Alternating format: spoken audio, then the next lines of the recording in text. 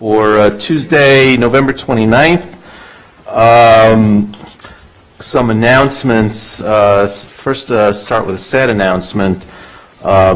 Ex-select woman Eleanor Meyerson passed away this Sunday.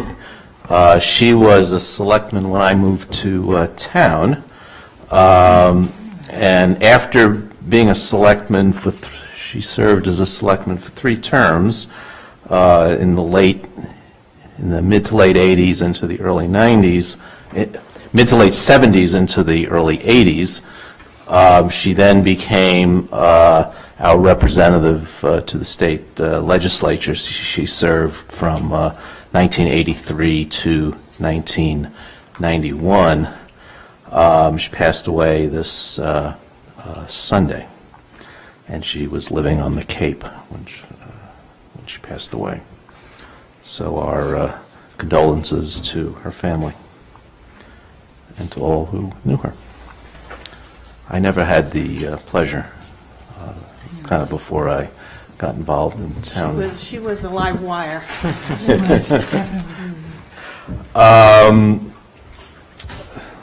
Let's see.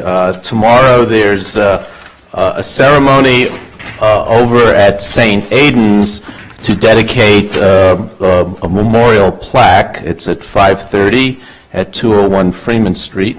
The Planning Office of Urban Affairs and local officials. I'm actually going to say a couple of words.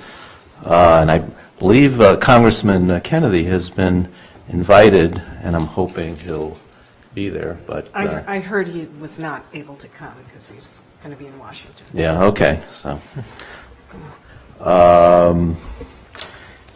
and an item later in the agenda, we're going to be talking about some of the action items coming out of town meeting, and there's going to be a bunch of committees that we're going to be looking for volunteers for. I'm just kind of putting a place marker for anyone who wants to volunteer. We'll be talking about that in more detail later on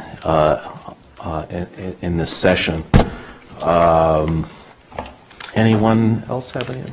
Yeah, I have a couple of committee meetings tomorrow that might be of interest to some members of the public. At 8 o'clock in the morning, we're having the first meeting of the Baldwin School Committee to kind of kick off our looking at that project. So I know many of the neighbors are interested in that, as well as parents. And tomorrow evening, competing, I'm afraid, with your event over at St. Aidan's, the audit committee is meeting with the auditors. Sounds like good competition. 6 o'clock. I keep telling you, the most interesting committee in town. You actually do get a pretty comprehensive view of what's going on in the town financially from the audit meeting. I was asked to announce that the Commission for the Arts is hosting an open mic night on Saturday at the Coolidge Corner Library. It's going to be from 2 to 4 p.m.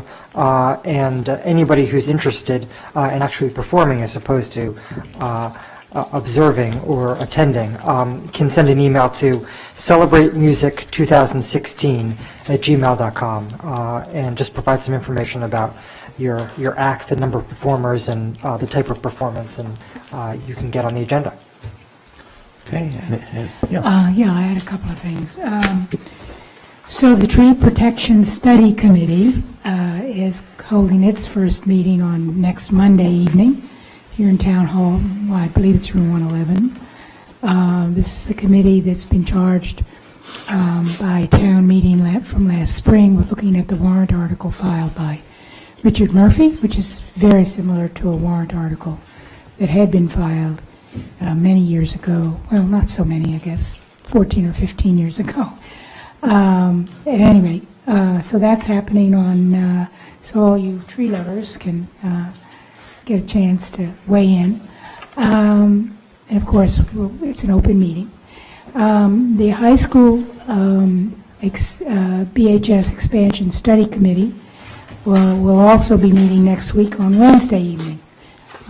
So we have a full week of meetings, and we're coming right behind. This coming Wednesday or a week from this No, Wednesday? not tomorrow, but So the 7th. Correct.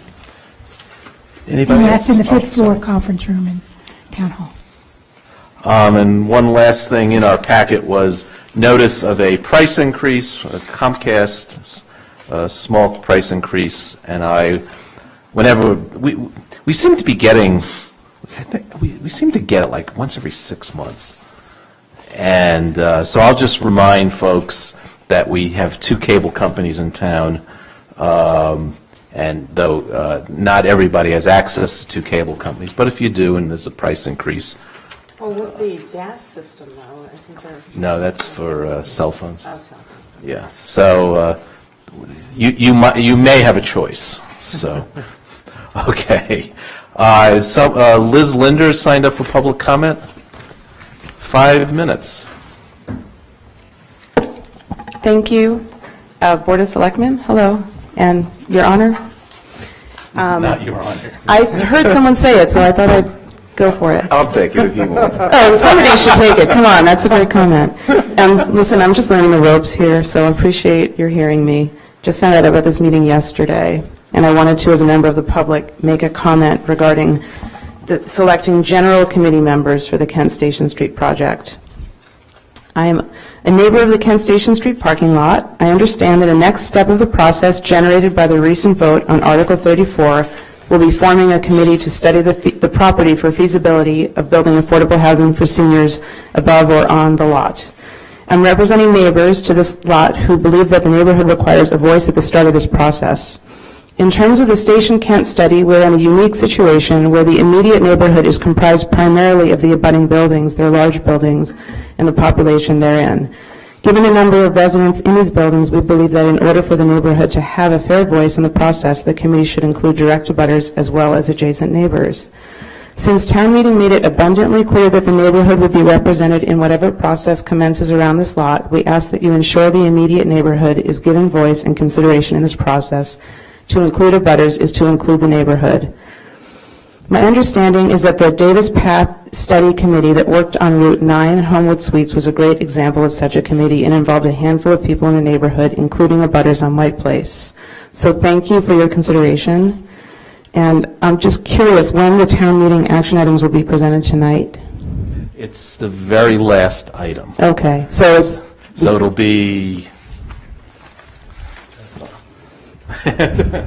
it'll be after 2 public hearings, one of which is concerning a new 40B.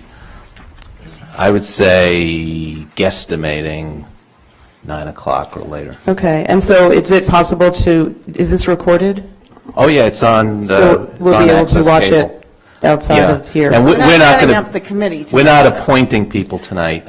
I understand. We're going to be talking about our process. But if you're interested in being considered, you should leave your contact information with Kate. Okay, I think I emailed Neil, Yeah, actually, so right. we're in, yeah. Yep. And I have another neighbor here who, I think I'm speaking for her as well, but she could sign up very quickly and speak if you would like, or to hear more voices on this. Well, I think we get it. unless Okay, she has good. something different. Right. Thanks. Okay, thank you. Thank you. Okay, so a couple of small items before we get to Mr. McCabe. So let's just go through them. First is the approval of the minutes for November 17th and the 22nd. I have some tweaks to the 17th. Anyone else have anything? No. Okay, I will move approval of the minutes of November 17th as amended and November 22nd as presented. All those in favor, please say aye. Selectman Daley? Aye. Selectman Franco? Aye. Selectman Heller? Aye. Selectman Green? Aye. Chair votes aye. Next item is a question of approving the request of the Chief Diversity Officer, Dr. Gelano, for an appropriation transfer in the amount of $2,000. Dr. Gelano. Good Good evening, Lloyd Gelano, Office of Diversity, Inclusion, and Community Relations. The appropriation transfer is coming from the professional tech fund to the educational fund. During our original creation of our budget, we neglected to put money into the training fund, and I noticed it a couple of weeks ago when I went to try to get access to funds for training for MCAD. So I'm here this evening to ask for that transfer. Any questions, comments? I will move that we approve the request of Chief Diversity Officer Lloyd Gelano for an appropriation transfer in the amount of $2,000. All those in favor, please say aye. Selectman Daley? Aye. Selectman Franco? Aye. Selectman Heller? Aye. Selectman Green? Aye. Chair votes aye. Okay, thank you. And we have a few temporary alcoholic beverage licenses. I will move them in omnibus fashion. So the first is a question of granting, I will move that we grant a temporary all kinds alcoholic sales license to the Olive Connection Maury Sapoznik owner for a private event to be held on Monday, December 12th, 2016 from 6:30 to 8:30 at 1426 Beacon Street.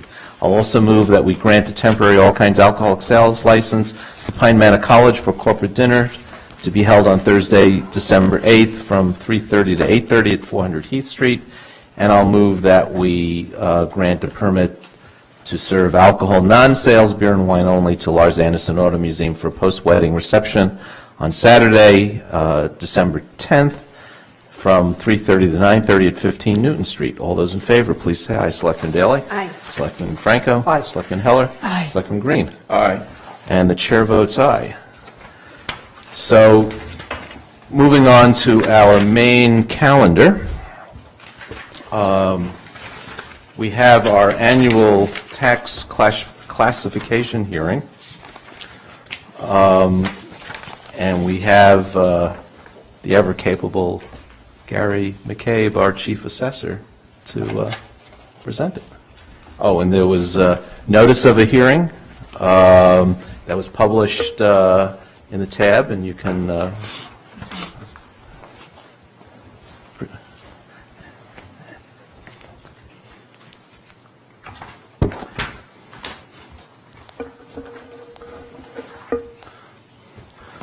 So technically, this is the public hearing on the question of adopting the percentages of the local tax levy to be borne by each class of real property and personal property for the 2017 fiscal year. And I'm supposed to read, what am I supposed to read? Why don't you read the notice? Okay.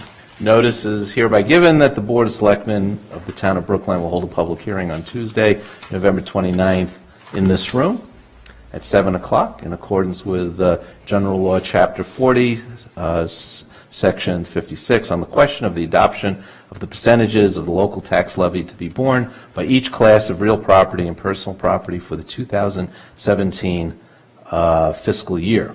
Under the law, the Board may require commercial, industrial, and personal property owners to assume up to approximately 175% of their normal share of the levy. The Board may also consider adopting certain class exemptions, including a residential exemption. You happy? Thank you, yes. Thank you. Chairman Wyszynski and members of the Board, my name is Gary McCabe, Chairman of the Board of Assessors, and I want to introduce the other members of the Board of Assessors that are with us here tonight. Vice Chair Dr. Harold Peterson, who's been serving on the Board of Assessors for 25 years. So we want to thank Dr. Peterson for that. And also Mark Mazer. And also with us tonight is Rashid Bellowstein, who's the Chief Deputy Assessor for the town. Who We certainly do thank all of you for the hard work. Thank you. So we're here tonight to make this presentation, also to try to answer any questions we can about the material contained in the presentation in the workbook that we've provided. We understand there's a great deal of material here. We'll be available all week if questions, as you deliberate over these issues. If you have questions, please call us or email us or stop by, and we can answer those questions, or if need be, provide additional information through the chair. So tonight is an overview of this lengthy information. We're hoping that once the hearing's complete, we're anticipating next meeting, next week, that you'll vote on these matters, that we can proceed to getting our tax rate approved and get tax bills in the mail by the end of December. All right. So first of all, I just wanted to cover the workbook quickly, and then we'll go through some slides on the screen. The workbook starts this year, as it has in years past, with just a cover memo giving you an overview of what's going on in town. And as you can see, prices continue to rise fairly rapidly, and we'll talk more about that.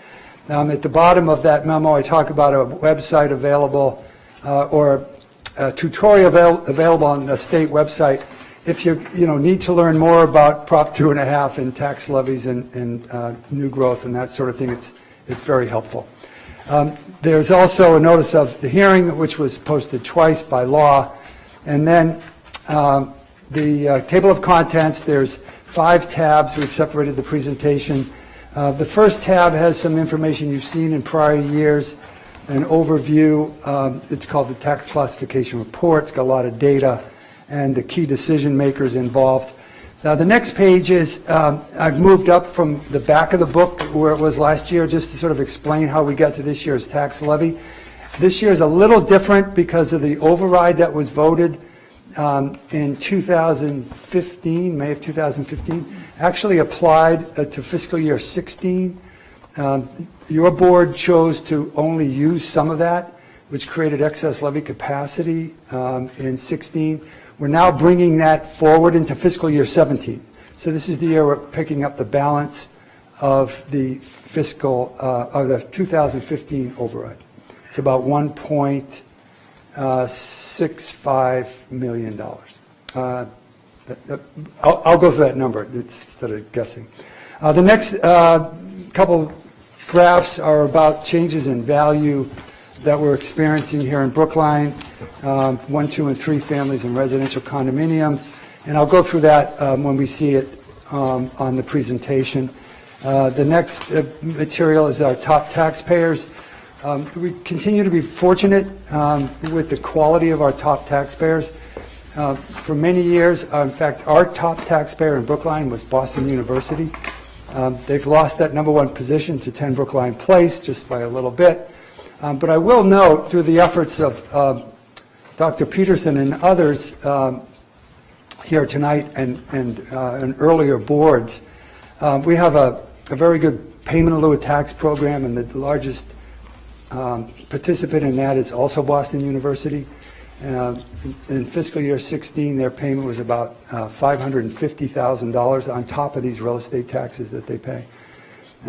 So, we're continuing to have a good relationship with them on these matters. Next is a history of the tax rates. And then the next thing in that section 1 I've included this year because I know many members of this board weren't on the board in fiscal year 2010 when the Board of Selectmen created a study committee for the small commercial exemption. So what I included in this workbook is the report of that committee, somewhat anticipating that one of you might say, where are we with that small commercial exemption? If you have any questions about that, you can please call me or let me know, but there's some good information about the work of that committee back in 2010. The next tab we refer to as the Selectmen's worksheets, and we'll be going through some of those. There's a lot of numbers there. They're really geared around, those worksheets are geared around the central decisions of this tax classification effort, hearing and then vote, is the residential exemption decision and the tax classification decision. We'll go through those some of those worksheets in the form of slides during the presentation, but these worksheets provide more detail, with more numbers. So as you're going through those, if you have any questions, again, please let me know. All right. Section 3 are, in fact, the slides, and we'll be going through those in a minute. Section 4 is a traditional section we've been including, and that's the actual sales of 1, 2, and 3 family homes, where they are, what they look like, what the assessment is, what the sale price is. We can also tell you that this information is on our website, starting last year and continuing this year. There's a sales map that's using the GIS technology that's available on the website. So you can go to the assessor's page on the website, at the very top, it says, do you want to see a map of all the sales that the assessors used to determine these assessments? And you click on that, it opens up a map of the town, very detailed map of the streets, and there's a pin, an image of a pin for every sale that occurred that we used. And you click on that pin, and it opens up a little window that says, here's the picture of the house, here's the address, here's the sale price, here's the assessment. So we're hoping it provides a lot of information, not only to you at this time, but going forward for taxpayers when they get their tax bills, to look at that and say, boy, that's a big increase. Did everybody else, go up that much? And what are the sales like? So we're hoping that many answers to questions, or answers to many questions, will be resolved through that sales map. It's really nice technology. So we've also included for more of a summary in this section for you to look at as well. And then the last section is some additional information about the town and its finances that we use in preparing the tax rate recapitulation for the Commissioner of Revenue, so we can get our tax rate set at the end of this, or at the end of December. So any questions about the workbook itself? All right, please. And again, during the week, if you do have questions, let me know. It's an impressive effort. Thank you, Chairman Wyszynski, and that's why we're all here, because we all participated, and Right. in fact could respond to questions perhaps individually if it does come up. All right, so let's get started on the presentation. First of note is this nice home that we chose for our cover photograph, and I have a question. Does anybody know what house it is? Or a guess? Maybe not. So I'll tell you, it's a historic home in Brookline. In fact, it's the second oldest home in our records, taxable property records. It's 617 Boylston Street. And it was owned at 617 Boylston Street, across from the reservoir. And at one time it was owned by Dr. Boylston in the 1700s, who was a surgeon at Mass General Hospital. And for most of its career, its life, it's been owned by the Richardson family, the Elliott Richardson family. It's now for sale. It's on MLS as we speak. The price is about $3 million. The assessment for fiscal year 17 is about $3 million. So I think these assessments, as demonstrated in that example, are allowing us to keep pace with this rapidly growing market. The next slide is a traditional slide where we highlight our reliance on the property tax. So our overall budget, which we're anticipating this year in the magnitude of $250 million or so, Mr. Collector could correct me on that, is about 70% coming from the property tax, about almost $205 million is going to come from property tax. That 70% number is above the statewide average, which is more like 58%. So we're more reliant on property tax than the state as a whole, by quite a bit. The next slide here will give you an overview of the changes in value. So how we're reading this is it's broken down by, I'm going to use this because this little pointer thing you can still see on TV. So we're broken down by major classes. So the residential class, total residential class, is now almost $19.5 billion. It increased 9.9% over the prior year. And then commercial, industrial, personal, for total taxable value of $21.664 billion, which is an overall increase over fiscal year 16, the prior year, of 10%. Now, not, as you can see by the major class breakdowns, not every property in town went up 10%. In fact, it was a range. They all went up in value, all taxable properties, unless there was some physical change to the property that would cause the value to go down, but not all 10%. So it varied by class. I can also tell you that that taxable value is the 5th highest in the state, and we're less than 1% behind the 4th highest community in the state. So my second question is, do you know what the 4th highest taxable value town in the state is? Nantucket. Nantucket's right. We've talked. Never would have guessed that. Nantucket, less than So 1%. Boston, I presume. Boston, Cambridge, Cambridge. Newton, Nantucket, and then Brookline. Interesting. Yeah. And we almost caught them this year, but we did not. So we'll keep. I mean, it is interesting because Newton is like 1.5 times larger than Brookline. So, They're number 3. Yeah. yes, but far more properties. Yes, and same with Cambridge, right? Yeah. Absolutely. Nantucket does not have more properties; they just No, have no. higher values. Right. And this is a very important one here: combined CIP. And CIP for this presentation means commercial, industrial, personal.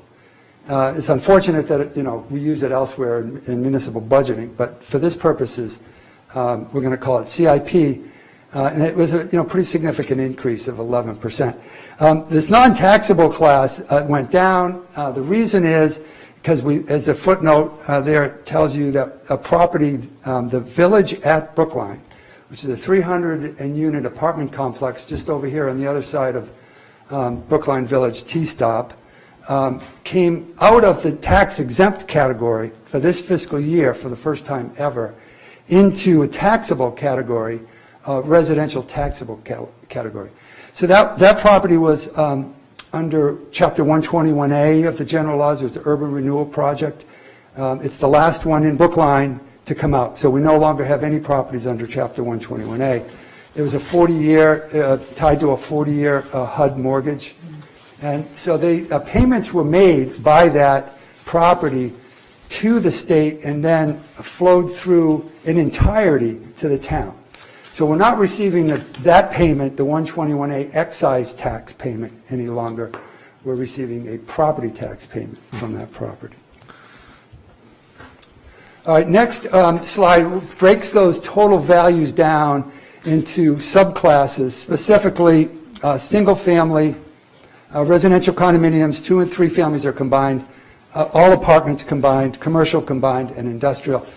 4,565 single-family properties has an average assessed value of $1.7 million based on something we call the weighted mean. So it's the total divided by the number, or an aggregate mean. That's a 7.9% increase over the prior year, all right, single-family. The residential condominiums increased 11%. I can tell you, and there's 10,000, almost 10,100 residential condominiums. So, they far exceed the number of single-family homes. But interestingly, because of the difference in the value per property, the total value of single-family homes is greater than the total value of residential condominiums, even though the residential condominium numbers are more than double of the single-family homes.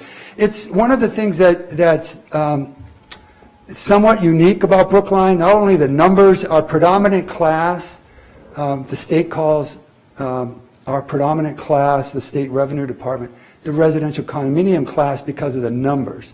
But the value, the predominant value is still single family. And we'll talk more about that. The increase of 11%, interestingly, was, as you'll see, or also noted in the cover memo, was about 10% of that was in market value change. So increase in value due to market changes in market conditions. The other 1% came from new condominium units, 68 new condominium units with an average value of $1.3 million. So the 68 new units that came in all are way above the average. So they bring that average up significantly. Have you seen this year a spike in the growth in the unit counts?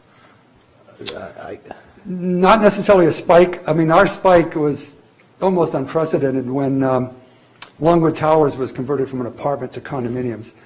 No, those 68 new units were indeed something else. They were apartments in multifamily. See, anecdotally. So the units didn't change. What we call them changed. Anecdotally, I don't know.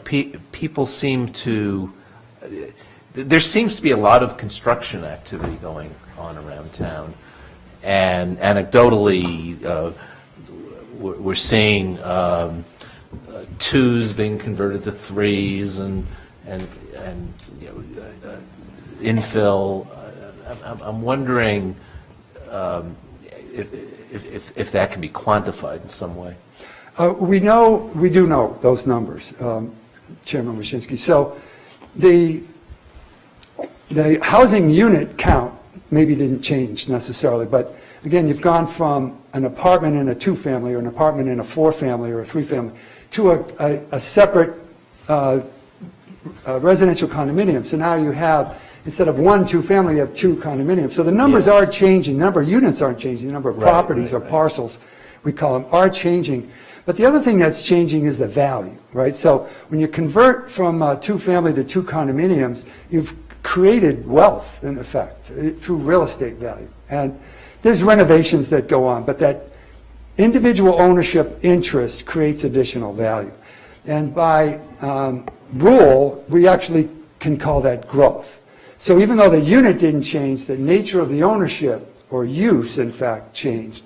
And so we were able to create growth from that. So we're able to capture the value growth even though the number of units didn't change. I think that's a good thing. But there must have been some new units created over the past 12 months. I can think of a handful of projects just off the top of my head that subdivided a lot and built either a new single-family home or, in one case that I'm thinking of, I think, two-family home on what was an undeveloped lot.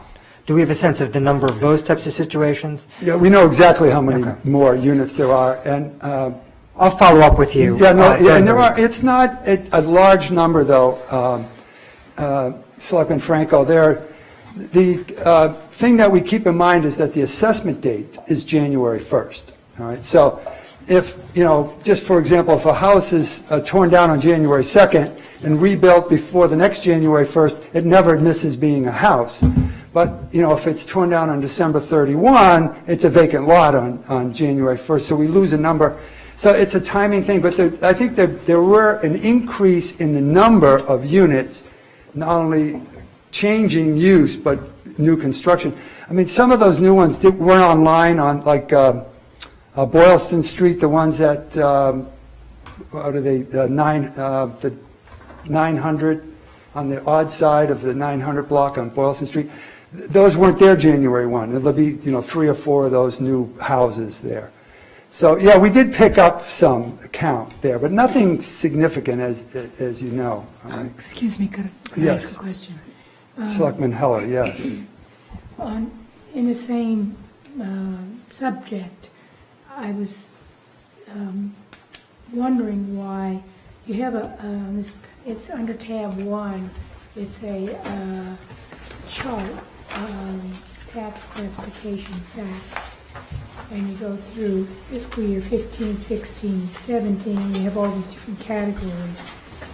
And there's one category under one, two, three, four, fifth from the bottom, which is the eligible parcels.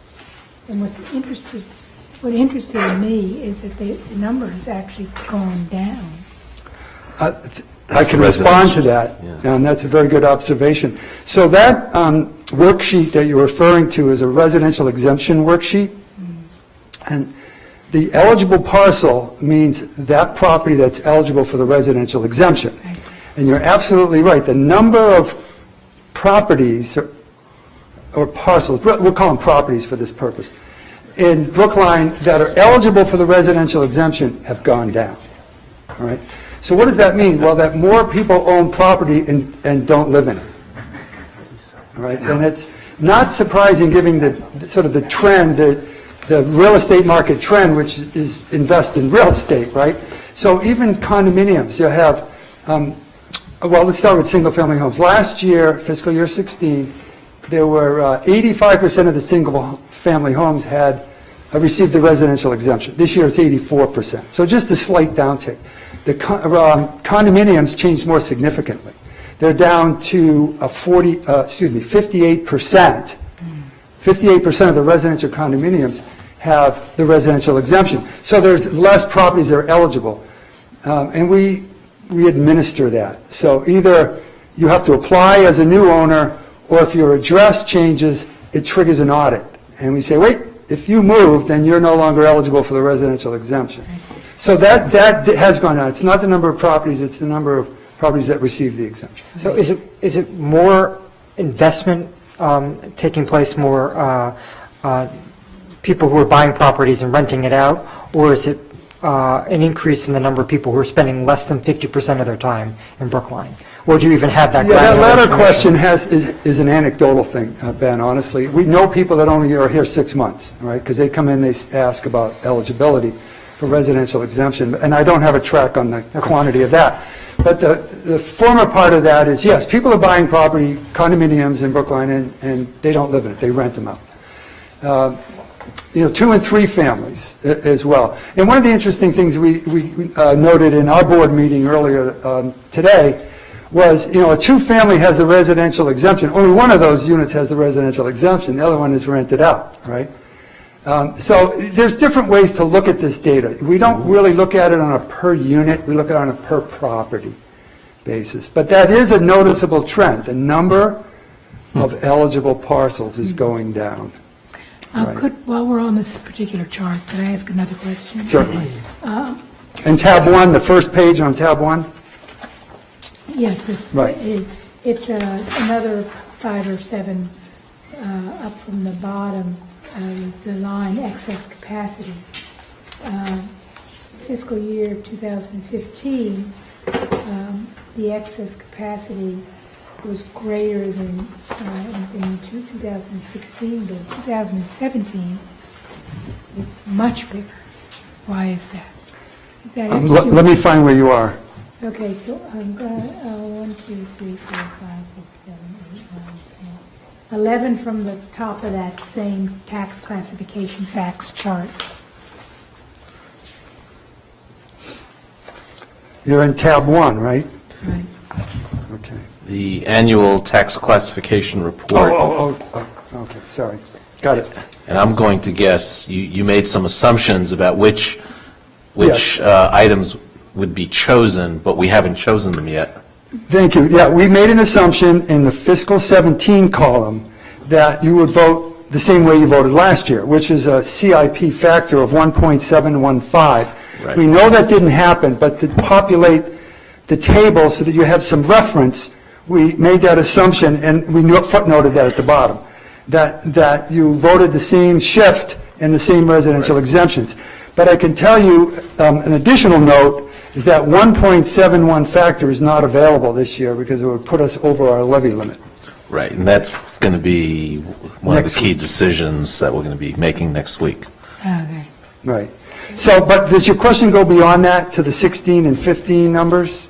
Well, I know you said before that we didn't tap into the full override in fiscal year 16.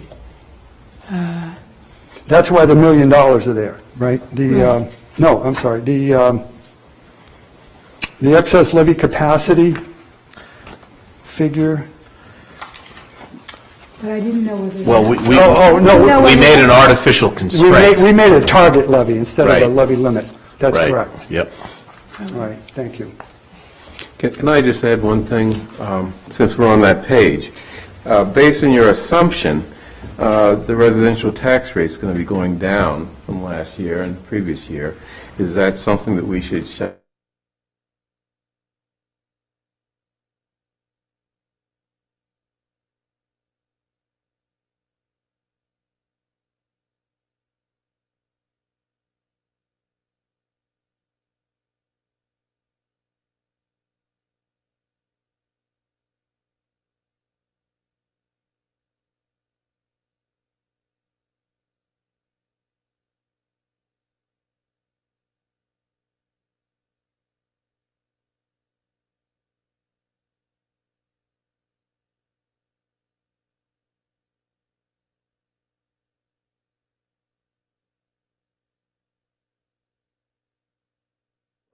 the tax levy goes up 5%, so the rate's got to come down 5%. And that's what's happening. No matter what you vote, the rate's coming down. Right. And I think that is good. Is Jenna in the audience? No, I guess not. The alternative is, values going down and the rate going up. That's a difficult place to manage from Right. building confidence in your, taxpayers and We building still have a lot confidence to in- cover, so Yeah. let's keep going. Okay. On this page here, we'll keep going. So, the median assessed value, this is by reference, you'll see single-family condos, two-family and three-family. On the bottom there, are noted typical graph, right? You've got your bars color-coded based on the type of property. The only thing particular of note this year is, we've rebounded from the recession quite well, and I'm going to show you, the next slide's going to show you how well.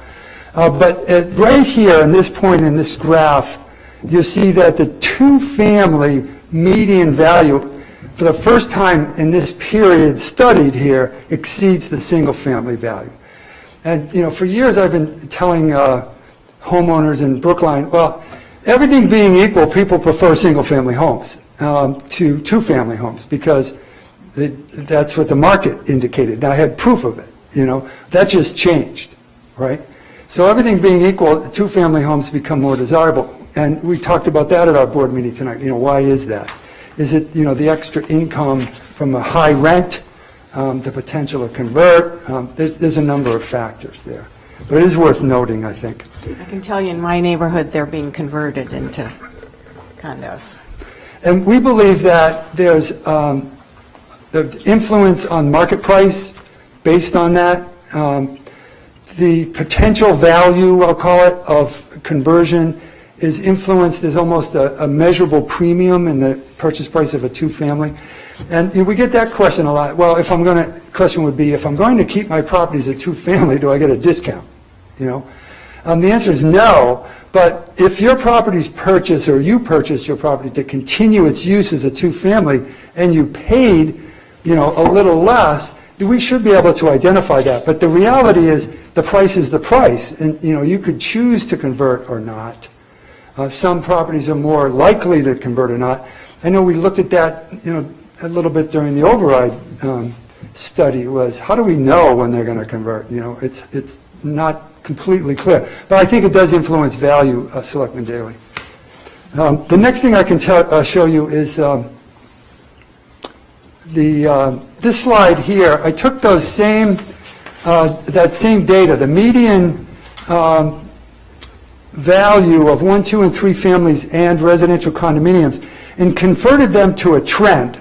So, the red, the green, the blue, and the brown have now been converted to a trend over, a trend factor over, way back here, the one is fiscal year 07, which actually doesn't show on this graph, but it's back here. So what's happened since fiscal year 07 is our values sort of dipped a little during the recession and then rebounded, as you can see, quite well since the recession. Those are Brookline values, the same values you just saw on the previous slide.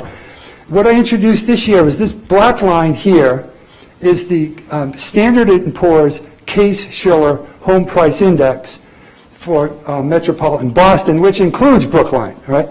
So this is that same trend model, right? What's year over year, and then over 2007. So this is Greater Boston. Suffered a little bit worse in the recession and rebounded more slowly in the recession than Brookline. On another note, I don't know if any of you knew Carl Chip Case, who this index is named after, was an economics professor at Wellesley College and a friend of our families. He unfortunately just passed away this last year. But it's great to see his name out there on this index. And his colleague Schiller is a Cambridge guy. And, they sold out the Standard & Poor's. They did pretty good. So now it's the S&P Case-Shiller. Yeah, S&P Case-Shiller. So, as I mentioned in the narrative, and we'll see it as our final slide, why is this happening? Why does Brookline get this kind of reaction, and the rest of Greater Boston, including Brookline, doesn't quite get that same, market inflation. We talked about that at several of our board meetings, and on the back of this book, we tried to identify 16 factors that are contributing to property values in Brookline. We'd be interested in your thoughts on those now or later. Think later. Okay, that's fine. As mentioned earlier, we have the Sales Map app on our website that we encourage anyone interested in learning about sale prices and the relationship to assessments should look at. You click on the individual property and it'll, through the pin, and it'll come up. All right. Any questions on that? All right, I'll move on. Something we just touched base a minute ago on this tax growth over last year. Total all classes, nearly $228 million in additional value, not due to market changes. This is due to physical changes or changes in use. So what we do, and new growth is sort of an interesting thing. It's a formula, it's a product of Prop 2.5. You take that value times the prior year's tax rate for that class, because we don't have this year's tax rate. So it's a little distorted, because if last year's tax rate was higher, which it was, you get more growth. If it was lower, you get less growth. This amount of $2.7 million is the most growth we've ever had in Brookline. Beats fiscal year 08 or 09 when Longwood Towers came on as condominiums. But as a percentage, it is not our highest mark. This is about 1.4%, and we've had as much as 1.5 of the prior year's levy. What's our growth assumption for budgeting purposes? Do you recall? I believe it's 265. Yeah, about, thank you. 2 point. If I can answer. $2,650,000. Okay. So, it's nice when we're the actual number, and it's been certified by the Commissioner of Revenue, exceeded the budget, right? So we're able to, a little bit, right. Okay. Next, these are a series of bar graphs that I've shown you over the years. It's just really to put in perspective the value by major class. So the residential class is this red bar, and it's been, moving along at about 90% of our total value, a little bit more, a little bit less. It's come back to 90% this year. And then the yellow bar is the percent of the tax levy that's paid by the residential class, down around 83%. So there's a 7% shift in the tax levy. There's $200 million that we're going to collect. 7% of that is going to be shifted out of the residential class and over to the commercial class. So it brings it from 90 to 84 and does the opposite on commercial, whereas commercial values are around 10% of the total taxable value with tax classification and historic CIP shift factors. We get up to about 17% of the tax. So again, you're taking that 7%, moving it from residential to commercial. The next graph we've shown over the years, it's a mix of things. The brown color bar is the percentage, again, of commercial value. You can see this year it's about 10%, whereas the blue is the percentage shift. So the reason and then the shift over time, the median levy shift is 6.9, went about 7% over the 10-year period. But the reason I put this slide in there is to tell you this, that if we had a greater percentage of commercial property, say 20% instead of 10, we might be able to shift more to the commercial, all right? But we're sort of, this is where we are. We're at 10% commercial, we shift about 7% of the levy. All right. The next slide, I want to walk you through the residential exemption, how this is calculated. It's by formula. This is a statutory formula. Total residential value divided by that total parcel count. So this is where Selectman Heller, there's the total residential parcels, eligible or not, okay, to get the average. And then the residential exemption factors that we've historically selected is 20%. So you take 20% of that residential value and you get the residential exemption that gets applied to every eligible property owner, not every property owner, otherwise it wouldn't make sense to do this, to every eligible, and again, 85% of single-family homes, 58% of condos, that sort of thing. The only exception to that is if the residential exemption reduced, so this reduces the assessment, right? You take that off the assessment, you pay the tax on the balance. If this reduces your assessment to below 10%, then it gets cut off. There's a floor. And so not every taxpayer who's eligible for the residential exemption gets this amount. There's a few at the low end, like the affordable condominiums are a good example, that may have a value of $250,000. So, they have to keep 25 in their tax assessment, so they get something less than the full exemption. Okay? But the effect of the residential tax exemption means that higher value properties pay more? Correct. There's a worksheet for you on that. Right. Everyone over it's an attempt to make the property tax progressive to a degree based on the value of the property rather than the income of the, so if you're house rich and cash poor, and you have a big house that's worth a lot, you're going to have to pay, the shift is going to work to your detriment in an attempt. It's 1.8 million was the... Yeah, it's the first sheet in tab 2. Okay. No. 1865, you see that in the lower half, Selectmen Daily? It says break even value. So $1.865 million. If your assessment is greater than that, it's actually a net increase in tax. If it's below that, it's a net decrease. Okay?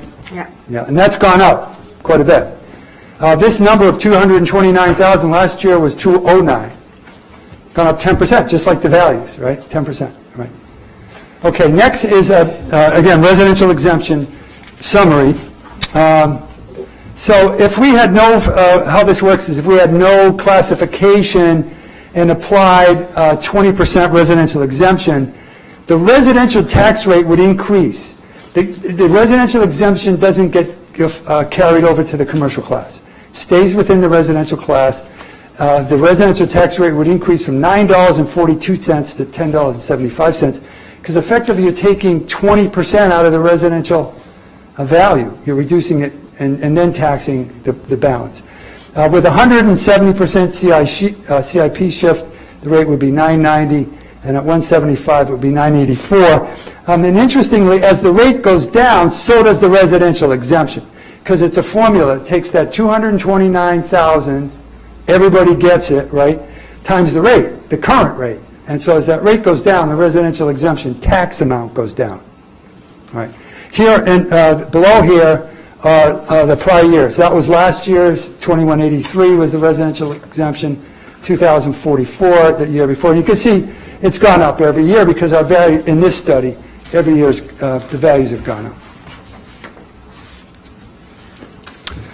To put the residential exemption in another perspective, this slide shows you the total liability for single-family homes. Combined, the green bar is the tax, the brown bar is the residential exemption. So the liability is reduced by the exemption. Now, on a percentage basis, you can see, it's $2,000 on a well, this year it's more, right? So it's a $16,000 bill and a $2,000 exemption. All right. On the residential condominiums, it's a $6,000 bill and a $2,000 exemption. So you still get the $2,000 plus exemption no matter what your tax is. So on the residential condominiums, this is, I think, a point worth noting here, that the residential condominiums, because that big difference in value, have a higher percentage relief through the residential exemption for those that are eligible. All right. So the more the residential exemption, the higher the residential exemption percent, the more it benefits in Brookline residential condominiums, the condominiums, right? Okay. I'll walk you through these charts you have in the slides, but you also have these in tab 2 in more detail, okay?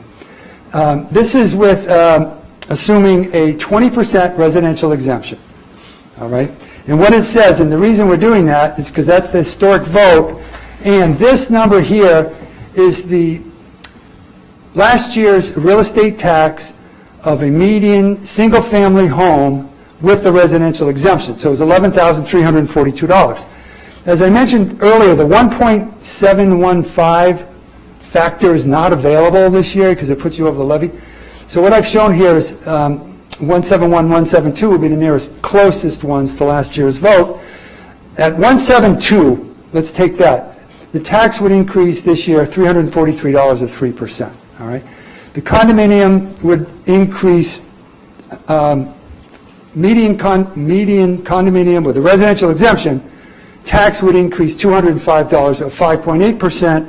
And the reason for that is because their values went up more than the single-family values went up. So does that help you read this? Okay. Questions on it? Keep going. All right. I also show two-family, right, same thing. Two-family, 4.7% increase over last year at 1.72, and three-family, 3.2%. So the two families actually would experience a greater increase because there was more value change there in two families than three families. Okay, but again, the assumptions are median value, 20% residential exemption. Okay. Apartments and commercial, the value, as you can see in the apartments, only 8% have the residential exemption. You can have a residential exemption and live in an apartment complex. You only get one residential exemption. But we assume the tax without it, without applying the residential exemption. At the 172, the apartments and multifamily increase would be 3.3%, and the commercial 4%. All right. And as you move towards a greater CIP factor, the commercial goes up, the residential goes down. And in tab 2 in your workbook, the last pages of that tab 2 workbook is this information in more detail and summarized all together in a way. And certainly if you want to go through that, I'll be available to do that. All right. I'll just note that this year, for the first time, we have the opportunity, if we so desire, which I'm not going to suggest that we do, to shift it, to have the residential exemption go even higher, all the way to 35%, which produces some very anomalous results.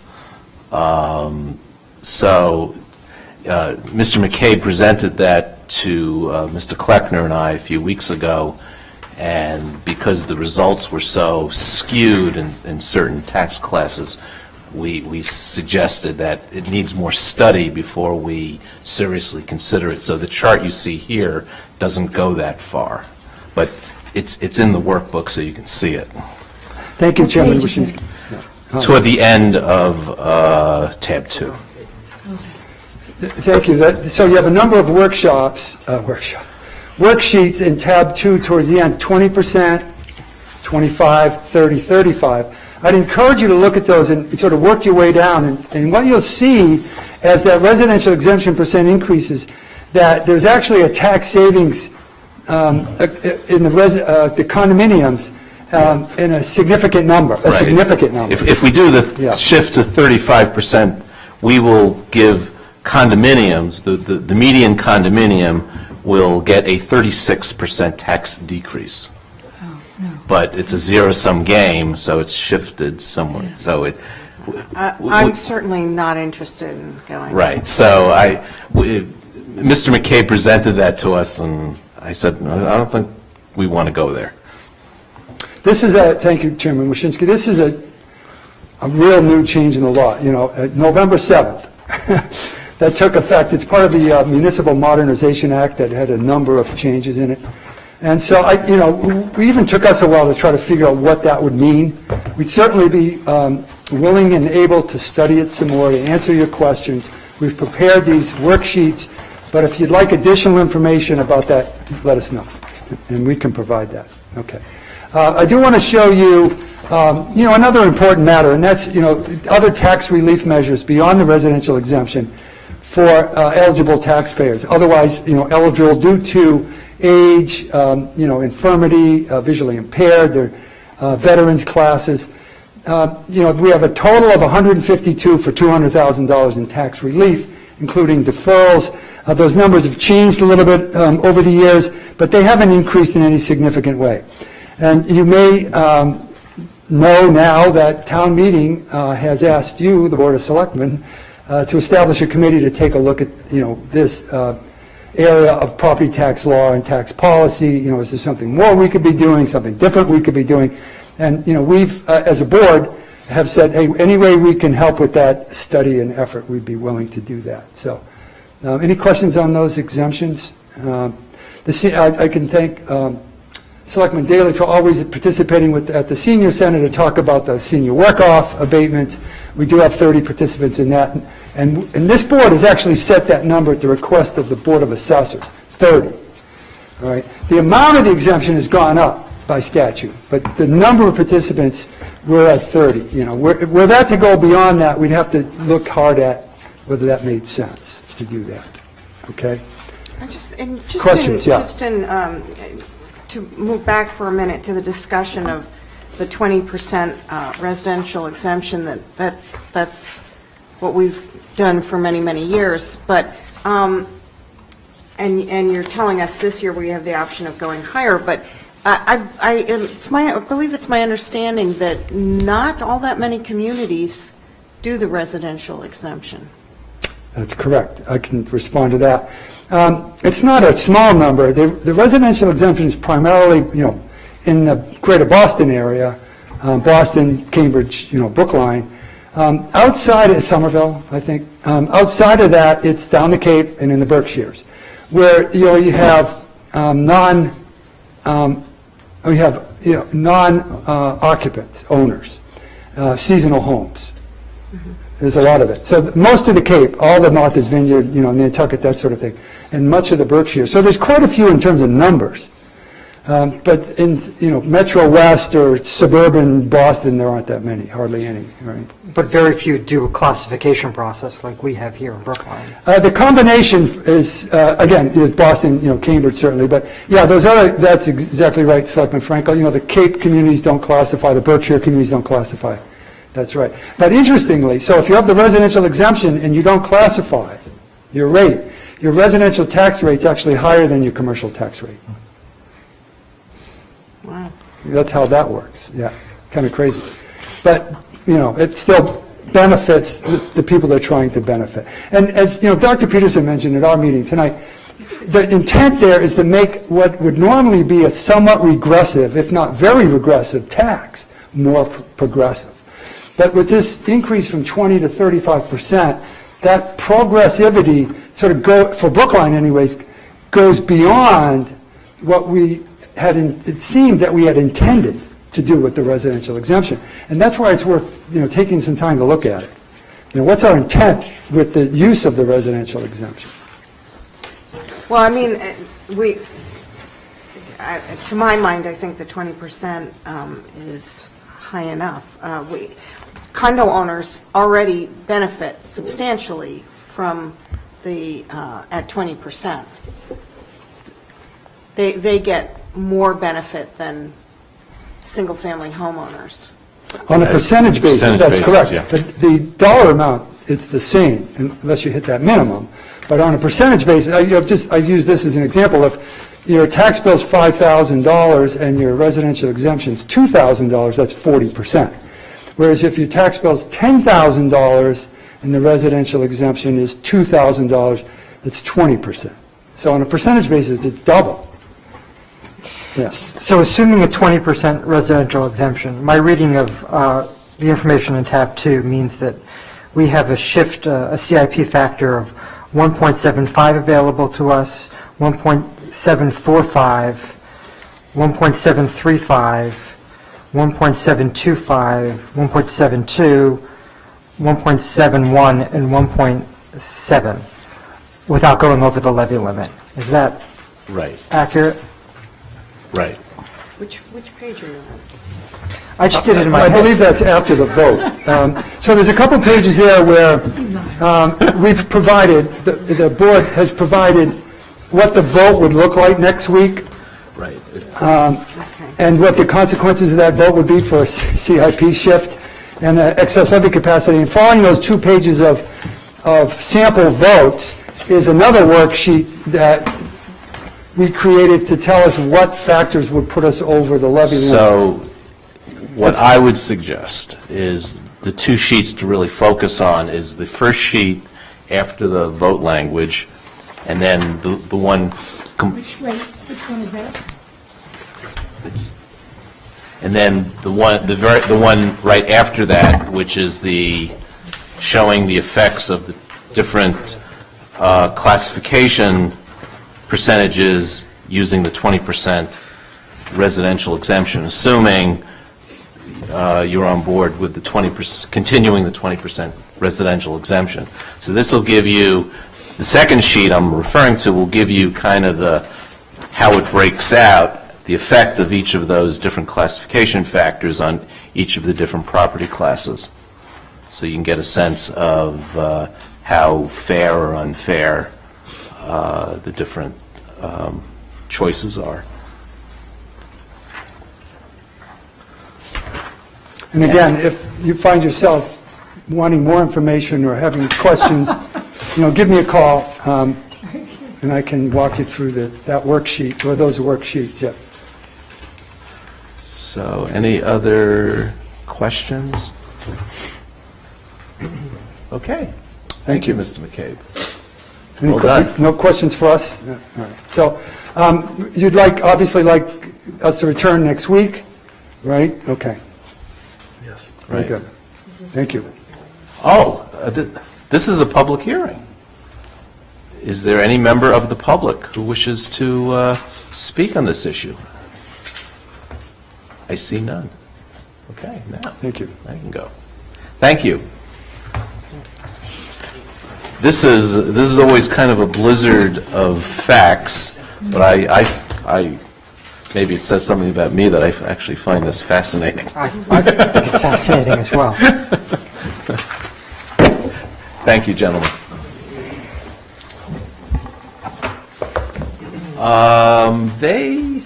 Is this your computer? They may want, oh, okay. So we're now ready for the next item, which is the public hearing on the application of Harvard Dinesh 455 LLC to Mass Housing to secure determination of a 40B eligible site at 455 Harvard. Why don't we, I can see it's going to take a minute or two to set up. Does anyone here need to take a break? So why don't we take 5, and then we'll be back to have our public hearing on the 40B application.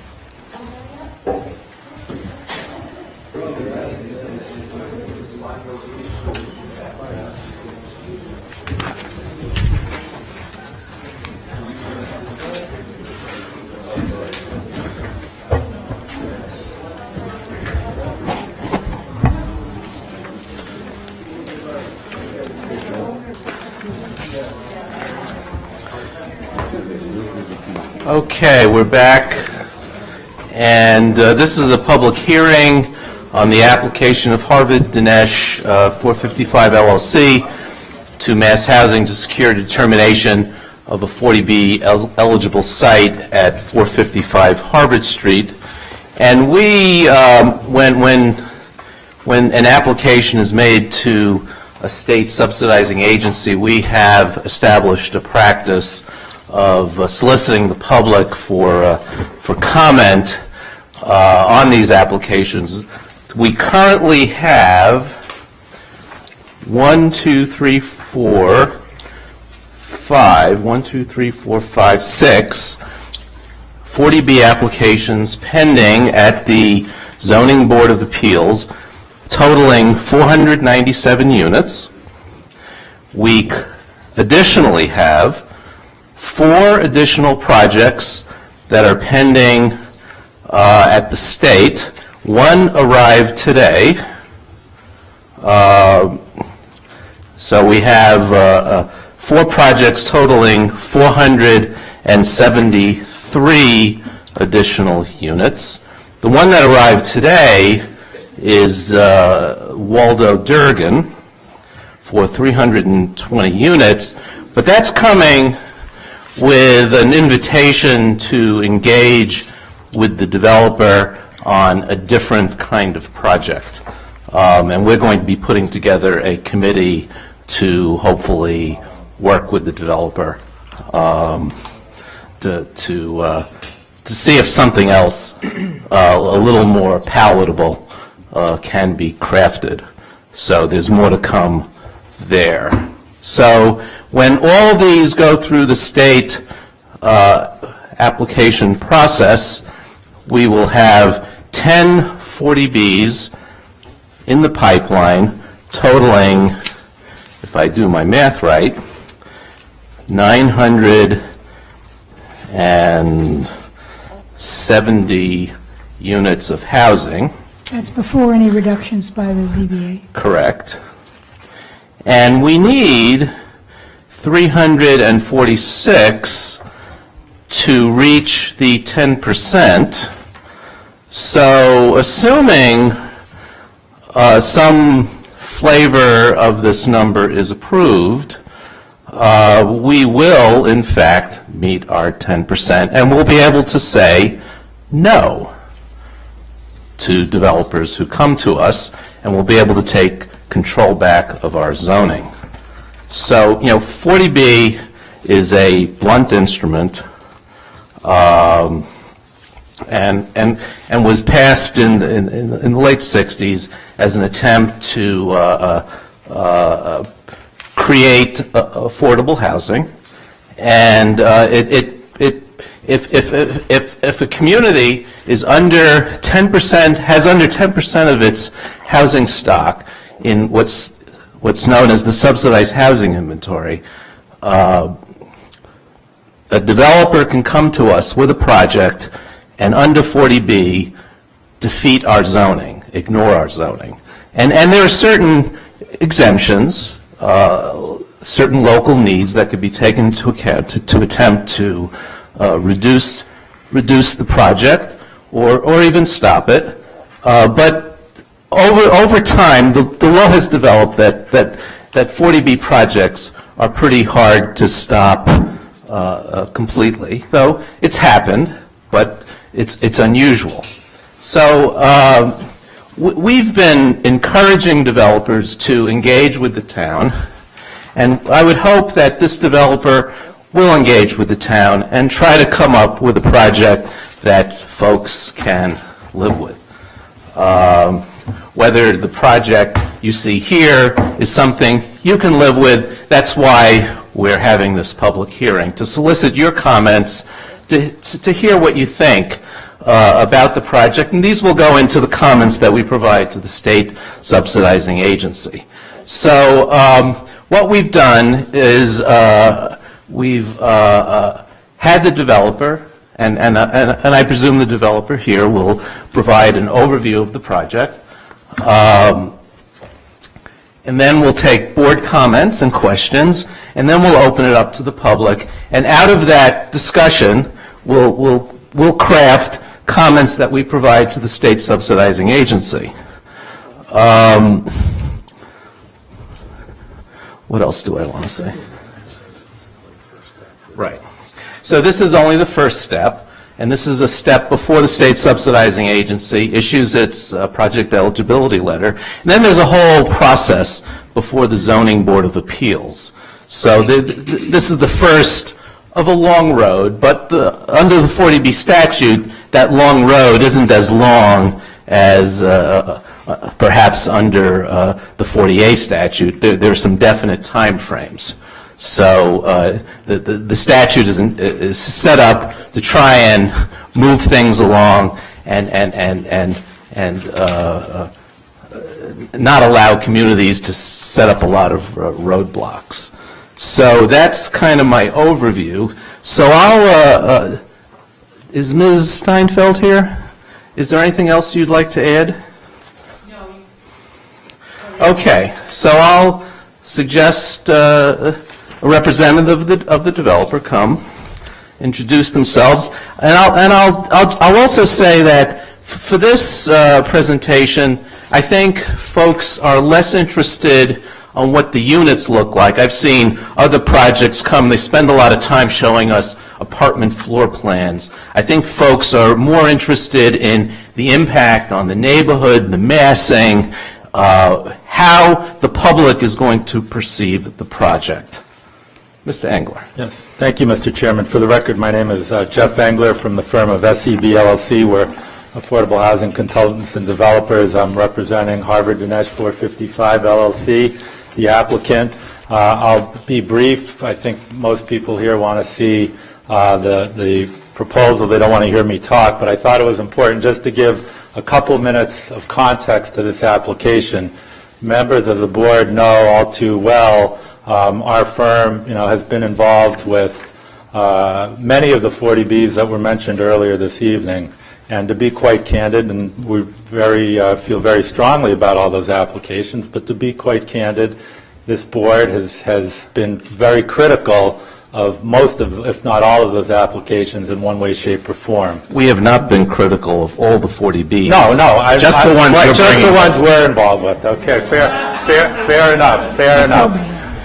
So, with that said, my client, who incidentally is the developer of the recently completed 40B project on Marion Street, clearly stated to the town, I'd say 3 or 4 months ago when we had a meeting with Allison and Maria and Polly, what's a project that we can do that's not going to be antagonistic, that the town can, if not, I'm not saying throw a parade, but be okay with. And we had the benefit of that impact, of that input. We've had the benefit of all the critique and public comment and neighborhood unhappiness about a lot of the other applications. And my client, I'm not representing that this is a perfect project at this stage, but I can tell you definitively that the application reflects a lot of those comments that we've heard. It's shorter than any 40B that's been proposed in terms of the number of stories, effective stories and stories closest to the neighborhood. The facade, the streetscape reflects elements that we've heard from the town that are important relative to pedestrian seating, maintaining a consistent facade along Harvard Street. So I just wanted to say, because I think it's important, unlike, not to, I feel like I'm being critical of some of my own clients, but relative to the context here, I think it's important to understand some of the work that's gone on, some of the directives that my client has issued to the planning department in terms of what can we do prior to submitting anything. So I'm hopeful. I'm not saying I expect rose petals to be strewn while we leave, but because I know it's a long process and there's lots of critique, and I see a lot of familiar faces for people that have attended some of those other applications. But we feel like our starting point here incorporates a lot of the other criticisms and concerns that have been raised. So we're hopeful that we can move forward in a collaborative process as we move forward. So with that said, I'll turn it over to Peter Bartash, who can walk you through. Oh, I'm sorry, to David Dinesh. We're just going to... Why don't you introduce yourself? My name is David Dinesh. This is my brother, Danny Dinesh. My dad bought the property at 455 Harvard Street in Brookline in January 2005, about almost 12 years ago. So,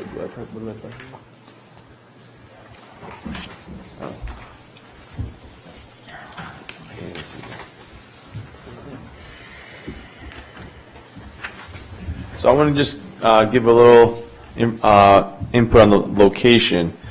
It's located on Harvard Street and the intersection of Thorndike, just so everyone is aware. It's about a 9-minute walk to Beacon Street and about a 5-minute walk to Comm Ave, both the public transportation, Green Line, B and C line. There's a bus stop about half a block away, and there's a hub station across the street. So it's it's located in a very convenient location if you want to use public transportation. There's 2 different lines, a bus and a hubway. So it's very good for a residential property.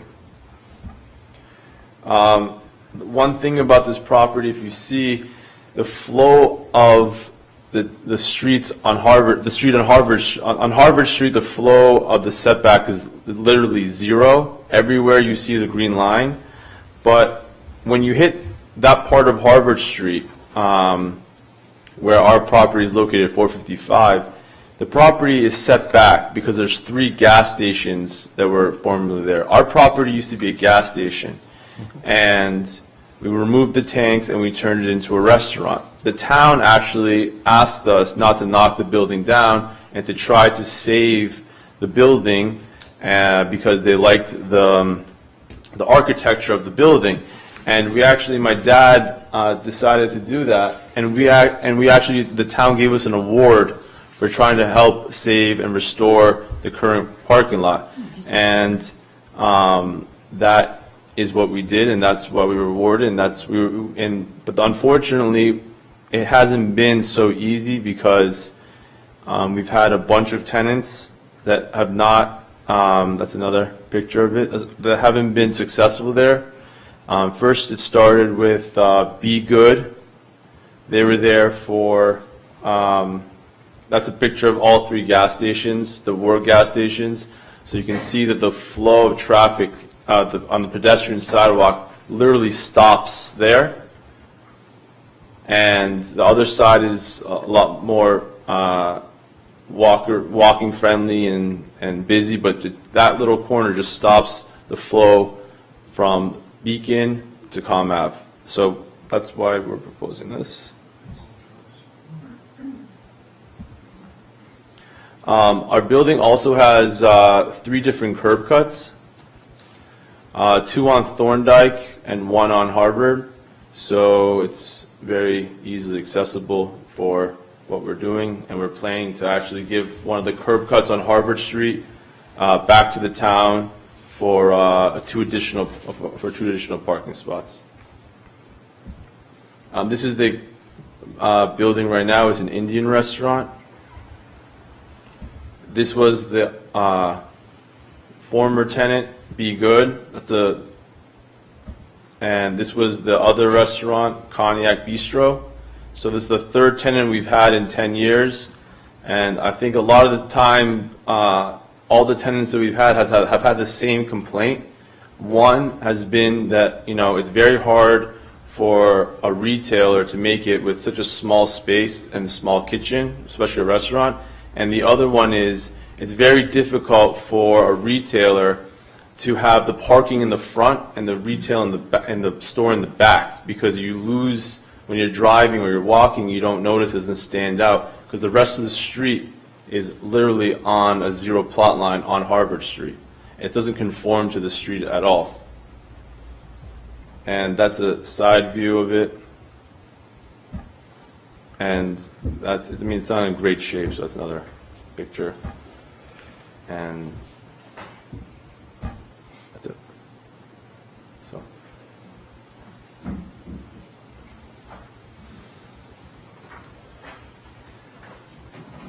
Thanks. This is Peter Bartash from Cube 3 Studio. We are the architect on the project. I just want to back up quickly and talk about a few things about the site and context, because they're going to really tie into how we've designed the building. One of the things that we talked about with the planning department earlier on is making sure that whatever we proposed on the site, we were responding to the context. This shouldn't look like or feel like a building that was just built anywhere or could be built anywhere. It should feel like it belonged on the site and responded to the forces that surround it. So when David was speaking about setbacks and setback patterns along the street. What he's describing is there's a certain character and rhythm along the sidewalk as you're walking along the existing businesses further down Harvard Street. And when you get to this area, that fabric really breaks down. You're up against parking lots and buildings that are set back, and their heights are irregular compared with some of the more consistent heights you find further down the street. And really this edge, what ends up happening is you really lose a sense of definition about this feeling like a commercial and very public zone, and these streets feeling more residential as you move off of Harvard Street. So we wanted to make sure that we were very cognizant of creating a rich, active, engaging pedestrian environment along Harvard Street, and also allowing the building to step down and start to respect the scale as you move along Thorndike Street. So in terms of topography and what it looks like now as you're standing on site, the site slopes by roughly 2 feet from the southernmost corner at the intersection to the northernmost edge of the property. At the back edge of the property here, this northern edge, there is a 3-foot existing retaining wall. So the abutting property along Thorndike Street is set higher than the elevation of the existing parking lot. This entire site is several feet above the adjacent parking lot to the west, which is it services the Starbucks and also the other retailers that are set in the back of the building further down Harvard Street.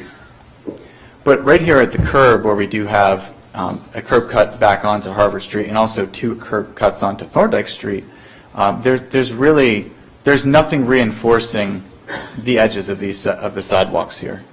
And there's nothing really kind of framing Harvard as a street and capturing this public realm, and also nothing really framing the edge of this neighborhood and providing a transition from the neighborhood into that public realm. So there are a couple other things that are happening here, I think, that are important to note. You can see the existing retaining wall at the rear of the site. The current site design is attempting to try to engage the pedestrian realm a little bit, but it's also doing some things that are really impeding that feeling. It's got fencing along the perimeter, which really creates a barrier along that edge, but not a barrier that feels comfortable. It doesn't feel engaging, and it feels out of character too, because of the fact that this is really a retail environment with a residential style fence. When you look at the side of the properties, you start to move up the street, you can really see how the kind of character of this open space, it's open, you can see side to side and fairly long distances, but as a pedestrian experience, walking around this corner up against shrubs and against a different material here with this fencing and kind of at the edge of a parking lot with an uncomfortable opening with nothing really kind of guiding or protecting you as a pedestrian, you feel exposed, and that sort of lends itself to what we talk about as kind of defensible space. It's space that people don't feel like they have ownership over, or they don't feel protected in or safe in. And so we wanted to really kind of make a mental note of that as we started to think about planning the building. One of the other aspects that David was speaking about is this storage container that's set at the back of the property.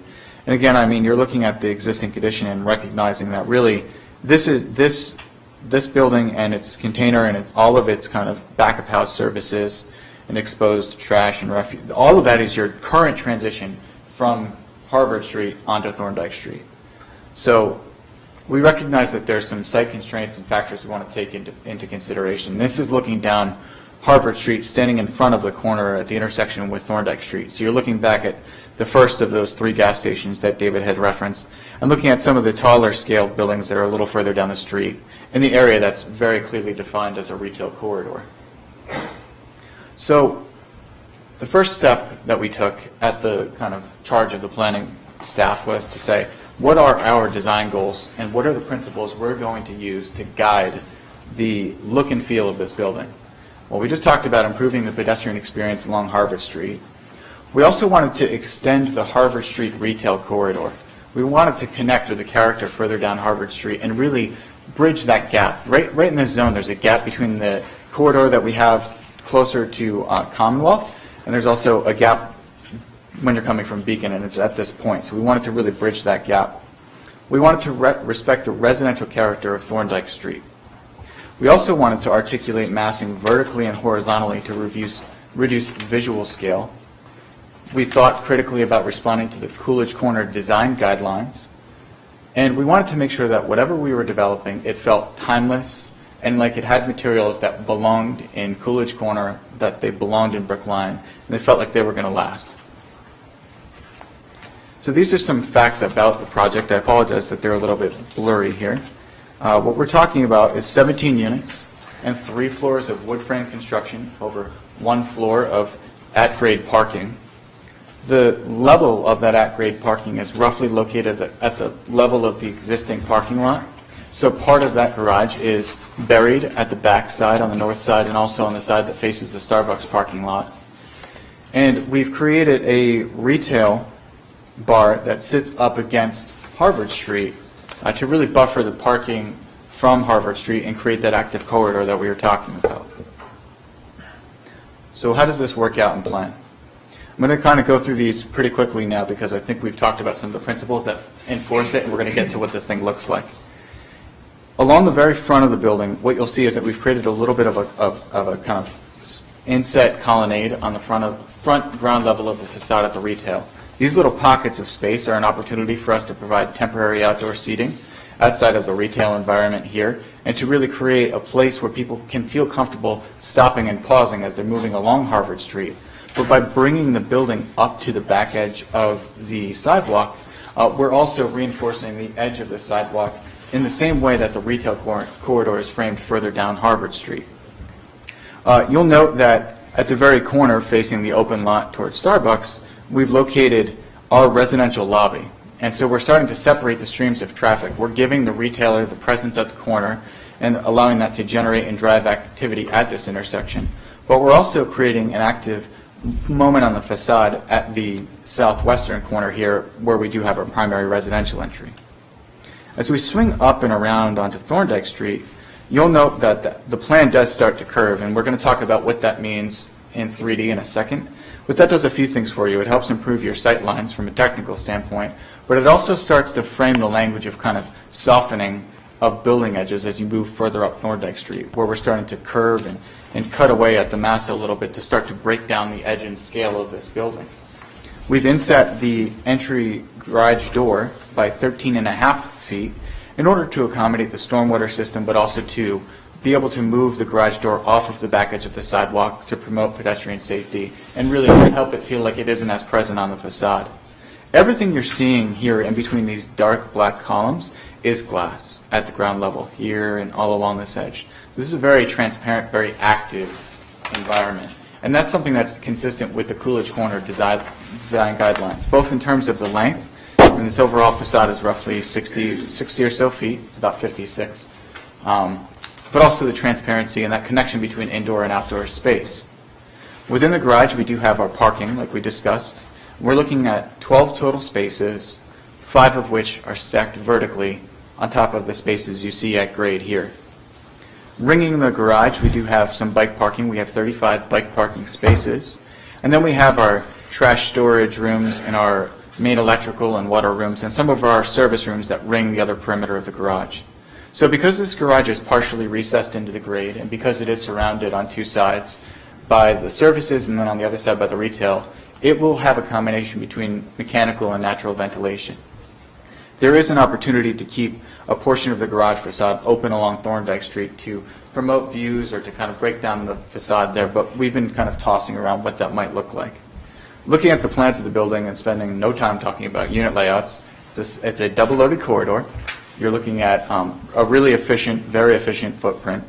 And you'll see that the edges of the plan are co-located with the edges and extents of the garage on the floor below. So this is the second and third floor. When we get to the upper floor, there are some really subtle shifts that happen on the west, south, and east, and a more drastic shift that happens at the north. So to kind of toggle back and forth again,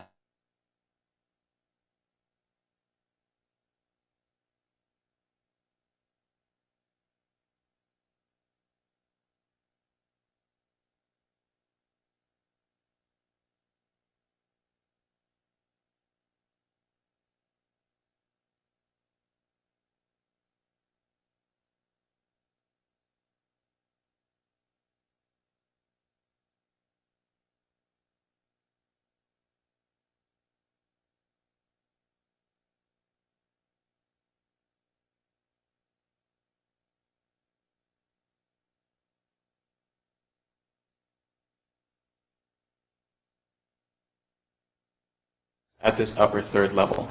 So we're stepping down from 4 effective floors up against Harvard Street to 3 effective floors against the neighborhood. Now, because the grade does step up as you get further back on the site, we're taking, not only are we reducing the height by the entire floor along that edge, but we're also losing 5 feet of height because of where the grade is sitting. The grade is coming up on that edge. So that edge gets smaller and smaller as you get closer to the residences. So at its tallest point, up along Harvard Street, we're looking at 46 feet, 11 inches to the cornice line, measured from the lowest point on the site. And so what that means is that by the time you get to the back edge of the site here, you're losing almost 11 feet in height by reducing the story, and you're also losing 5 feet as a function of the grade stepping up on site. So when you lose those 16 feet and you're looking at 46 feet as your kind of maximum, suddenly you're talking about an edge of the building to the cornice line that's a little over 30 feet above the grade at the back edge of the property.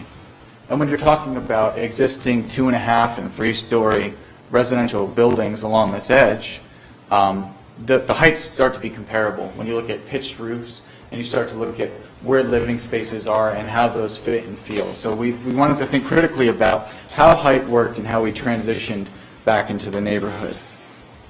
You're looking at the roof plan.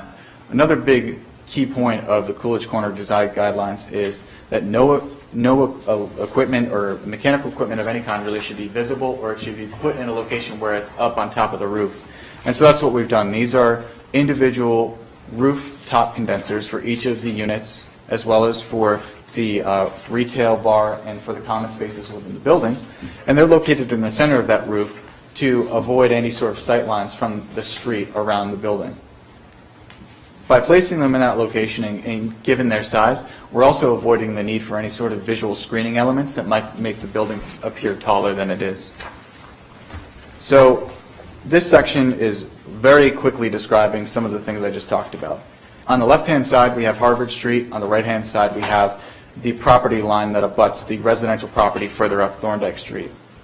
So this vertical edge along Harvard Street, we have glass at the ground floor, tall glass. The ceiling height in the retail and parking is raised to accommodate the semi-automatic parking system that allows you to stack cars on top of each other, but also to provide higher ceiling height within the retail. That's more consistent with what the market seems to expect for retail spaces of this size. And we've really thought about integrating these lasting, long-use canopies out in front of this glazing to protect the glass, but also to really capture the space at that street edge. You then have your residential floors up above, which do have their punched windows to clearly define them as residential. But then at the upper floor, as I described earlier, we are taking that face of the building and stepping it back by a little over a foot from the outer face of the building.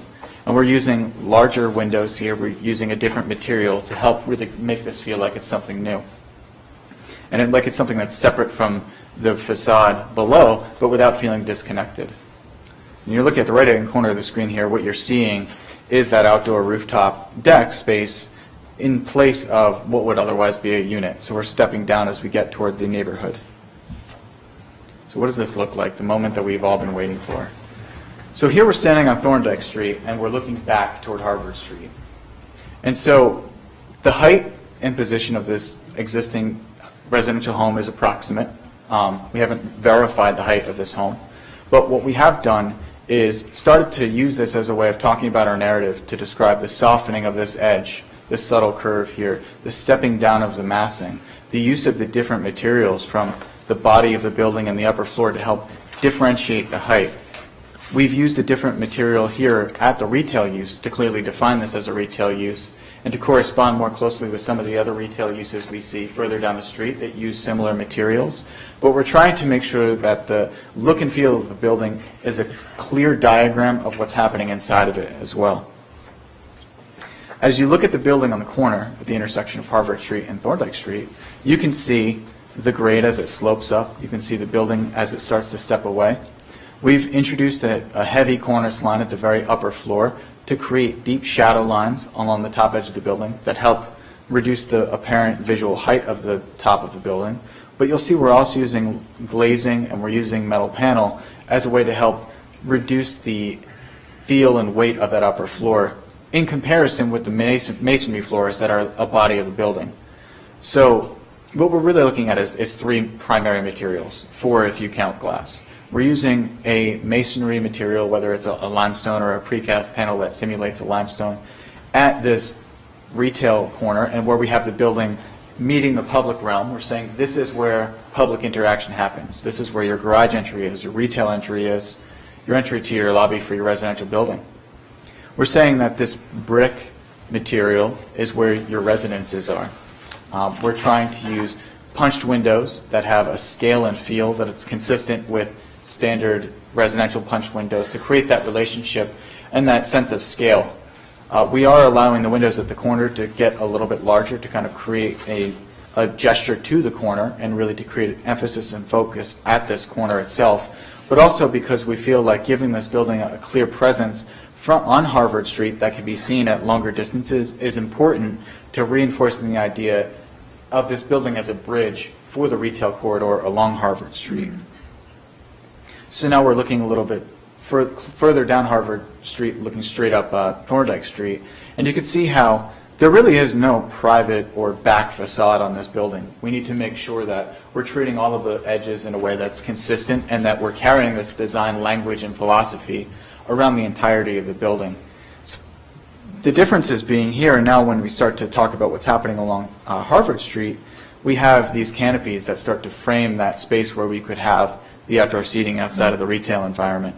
We have a secondary retail door and the possibility for adding other entries along the sidewalk if needed to drive activity and to drive kind of vitality along that public edge. As we go further down Harvard Street, and to our left now is the parking lot for the Starbucks, you'll notice that we have the residential entry at the corner of the building, where it feels a little bit less public than the other entries that are kind of more, they're closer to the intersection, but it still does have a presence that makes this feel like it's an active public space at the street edge. But you can see again that we're really starting to step back down toward the neighborhood on the left-hand side as the building transitions up and away from Harvard Street. Taking a look at a kind of brief aerial just to illustrate this stepping condition, you'll see that we've inset the fence for these decks as well from the edge of the building to help enhance that feeling of stepping back. We don't want to do anything that's, kind of fighting that notion that we're trying to create that appearance that this building is stepping back. But we're also carrying the same language at the upper floor around this side as well, in the event that any of this is visible from other places. What you're looking at on the top of the roof here, just as a kind of placeholder, is the elevator overrun, which isn't counted in that 46-foot 11-inch height. Both by zoning, but also generally speaking. I just wanted to make sure that everyone understood that overrun, which is about 6.5 feet tall, is above that limit, though it is set back in the roofscape of the building. So when we step a little bit further back, we can see how this building really does state its presence along Harvard Street, but it attempts to maintain some of the kind of horizontal proportions of the existing buildings that are along Harvard Street. It attempts to frame the relationship with the retail and pedestrian realm that we talked about along Harvard, and it begins to start to break down and step back as it reaches further back toward the neighborhood itself. So in a lot of ways, it is, again, bridging that gap along the retail corridor, but it's also serving as a transition to really enclose the feel and space of this residential neighborhood and avoid having it feel like it bleeds out into that more public, more retail realm. So the elevations are here for us to talk about if we want to talk about specifics, materials, details, but they're really just a 2D representation of what we've seen in the perspectives we looked at earlier. And so I think at this point we're not going to spend any time talking about the unit plans, and in many ways that kind of wraps up our thought process about the design of how this looks, and I'd be happy to answer any questions. Okay. Selectman Daley. Yeah, I have a couple questions. So in the back, when you're next to the house on Thorndike Street, how close are you to the lot line? Sure. So along that edge, and also along the edge that faces the Starbucks parking lot, the outermost face of the building is located 5 feet 1 inches from the property line, along those edges. Well, I'm not too worried about the Starbucks parking lot, but it does sort of seem to loom over that house on Thorndike Street.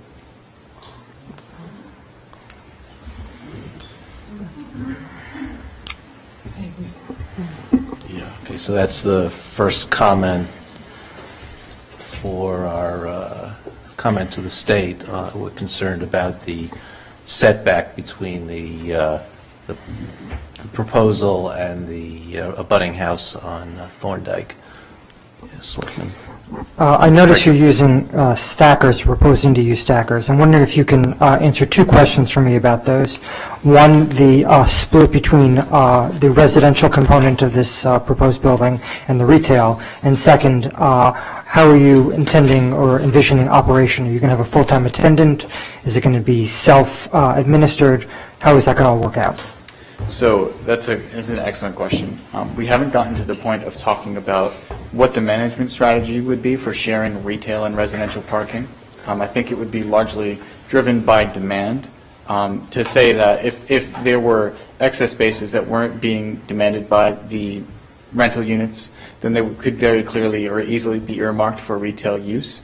But the other point about retail, I think that's a little more consistent with the size of this retail, is that we are closing the existing curb cut along Harvard Street and recreating 2 temporary parking spaces there. And a lot of the kind of service and activity for retail along this zone does happen in the street. A lot of the temporary parking happens in the street in that zone for retail. So how big is the retail space, and what's the envisioned tenant going to be? The retail space is approximately 1,700 square feet. I don't know that we've talked about a specific tenant at this point or planned for it. But I do want to talk about your other question related to the stacking system.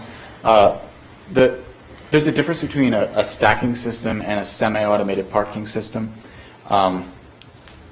Stacking systems are the type of systems you see that are operated full-time by an attendant that require a certain degree of training to be able to operate and have some safety risks associated with them because there aren't necessarily the same level of features or protections that are built into a semi-automated system.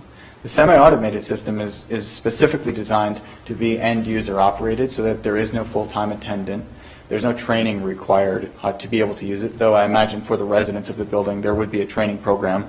But these systems are built with multiple safety features, dead man switches and cutoffs, electronic sensors that understand where people are, where they need to be, but that also move cars in a way that doesn't require someone to move somebody else's car in order to get their own car out. So it's very self-contained and it's very specifically geared for use by residents in a building like this.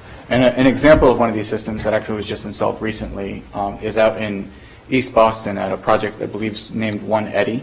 It's a tower that went up right in the corner of East Boston. They have tons of these semi-automated parking systems that they're using with no full-time attendant, and they've had no issues, as is consistent with the experience across the country for many of these manufacturers that we've spoken with.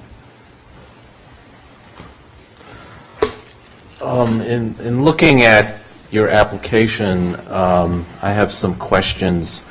On page 7, there's a question, is there any evidence of underground storage tank or releases of hazardous materials, including hazardous waste, on the site of close proximity to the site? This was a gas station, so what is the nature of your due diligence to determine that there is no hazardous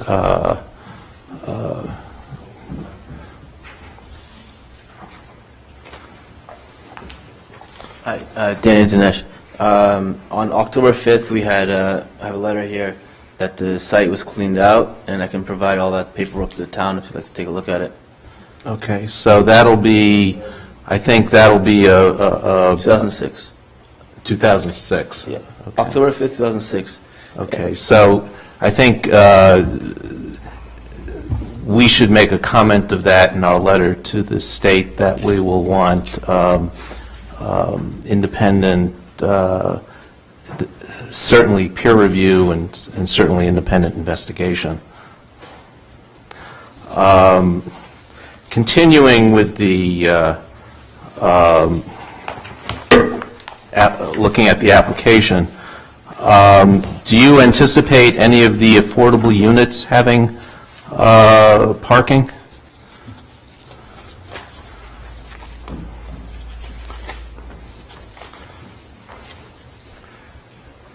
basically at 45 Marion Street, if people wanted parking, they got parking. So I can't say yes or no. It just so happened that some people having a car is more expensive, and so I can't say that if somebody says to me they have a parking space, I'm going to say yes or no to them at this point. It's too early, you know.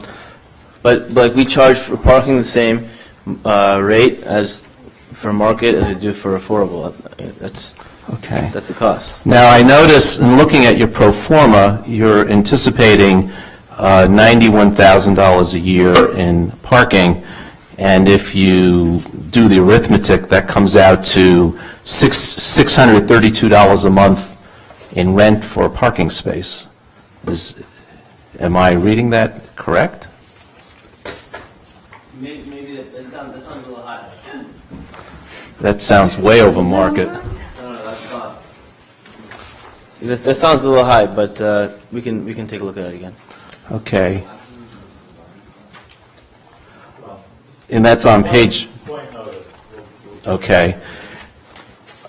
Additionally, in the same page on the pro forma, you're projecting a 3.5% mortgage rate. I know in the last, since the election, mortgage rates have ticked up by 50 to 75 basis points. This is before the election. Well, you're building after the election. So in extending that out, your debt service coverage is going to be under, if I take your pro forma at face value, your debt service coverage is under the lender required service coverage. So I'm wondering if this is going to be financeable.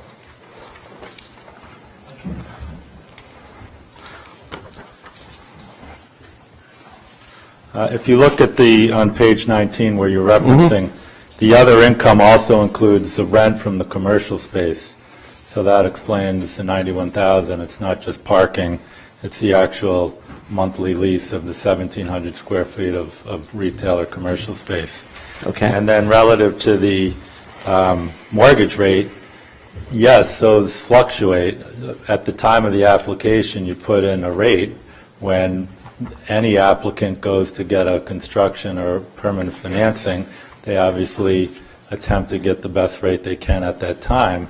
If the rates are higher, then what that means is they'll need to put in more equity in order to satisfy the lender. But we can't, as you would understand, every time there's a change in interest rate, we don't rush back and change the pro forma that's been submitted. Right. I'll note in your certification page, there's a question, is there pending litigation with respect to any of the applicant entities? And that answer is left blank. Would you care to supply an answer to that? Yeah. Sorry, that's an omission. There's definitely no litigation. Okay.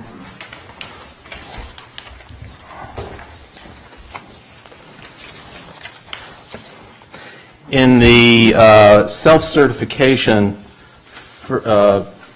in the Sustainable Development Criteria Scorecard, you're checking yes to the question, concerted public participation effort beyond the minimally required public hearings.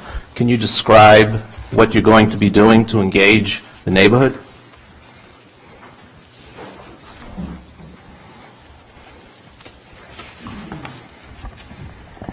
As has been characteristic of a few of the more successful 40Bs recently, we would anticipate some neighborhood meetings. We're still, keep in mind at this point in time, we don't even have a site letter. So consistent with some of the other processes, we would fully expect to engage the neighborhood. Some of the other projects have gone through what I would suggest is fairly profound changes, largely based on some of the neighborhood input. So I would expect that to be consistent with this application. Okay. Thank you. Continuing further, you checked increase bike and pedestrian access. I note that there is a Hubway station right across the street, and we're looking for sponsors for additional Hubway stations. I'm wondering if sponsoring a Hubway station is something you'd consider as an amenity. Yes, we would consider it. Okay, thank you. And what we would do is use that new Hubway station, if this were to be an amenity linked to the project, to expand our network. We take the existing Hubway station, because we're short of stations, and we need to create more interconnectivity. So we're looking for... Sorry, how many stations are there in Brookline? There are 4 stations in Brookline, and we've, the surrounding communities that we participate with have grown the system in ways that we just can't afford to. We just don't have the institutional sponsorship that the other communities have. So we're looking for sponsors. I remember at a previous meeting you said it was around $20,000-$30,000, right? I think it's a little more, and we can, planning staff can discuss that with you. I have a question. Yeah. And where you checked off that you were going to increase job and business opportunities, this was a restaurant before, so I would have guessed that the restaurant had more job opportunities than your retail establishment is going to have. I assume you'd have like one person maybe on your front desk and for the apartments. And well, if you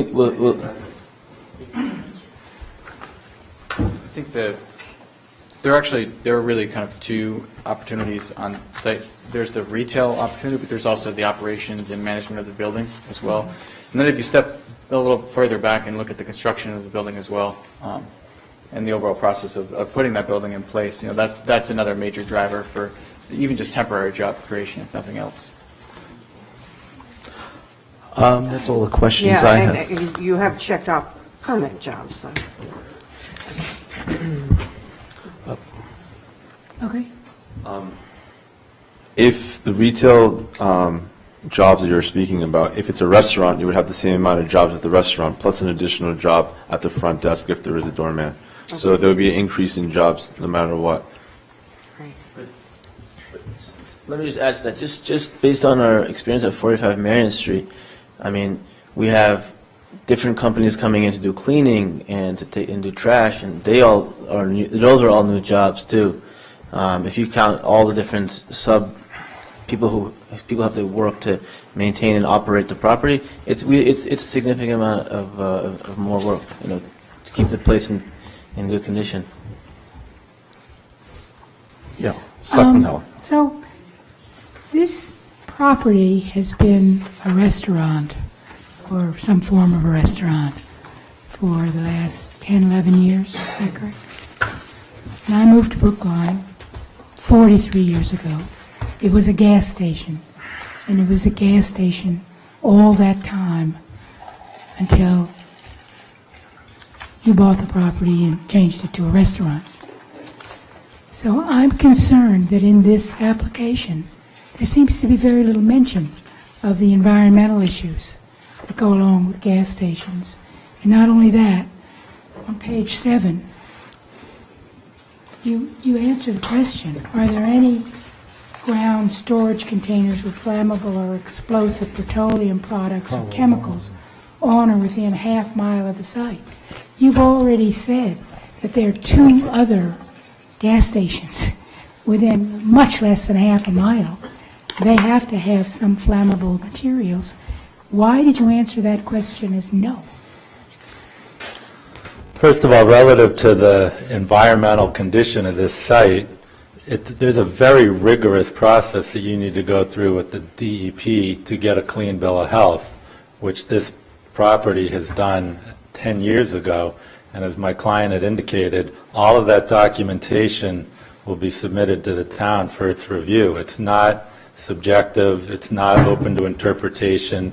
You either meet the standard or you don't. Secondly, to have a restaurant on a site relative to any use, you're not going to be able to get a restaurant on a location that has environmental issues above the ground or under the ground or otherwise.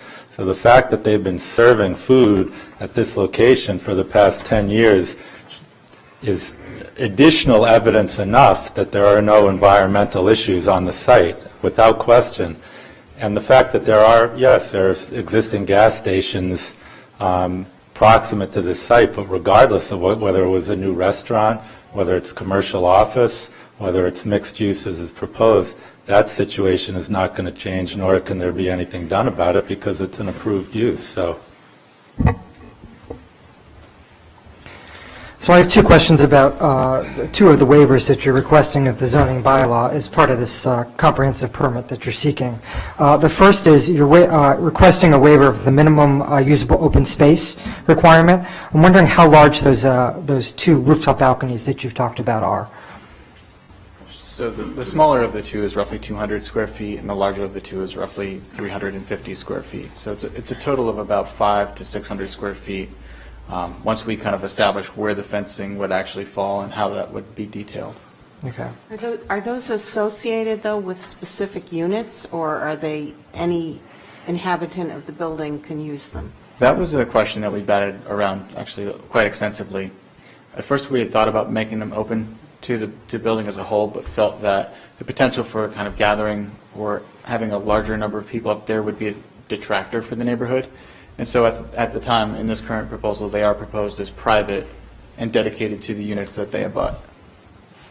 So just for my edification, it looks like the requirement in the zoning bylaw is that 20% of the residential gross floor area be usable open space. So that would be roughly 3,900 square feet if this were to comply with the zoning. Okay. And then my second question is about the waiver you're seeking for removal of trees. I'm wondering if you can tell me what trees are being proposed or envisioned to be removed. I don't have any specific information on which trees would be proposed to be removed at this point. Okay, do you know if there are Harvard Street or Thorndike Street? Can you give me a general area? I'm going to go to the other aerial.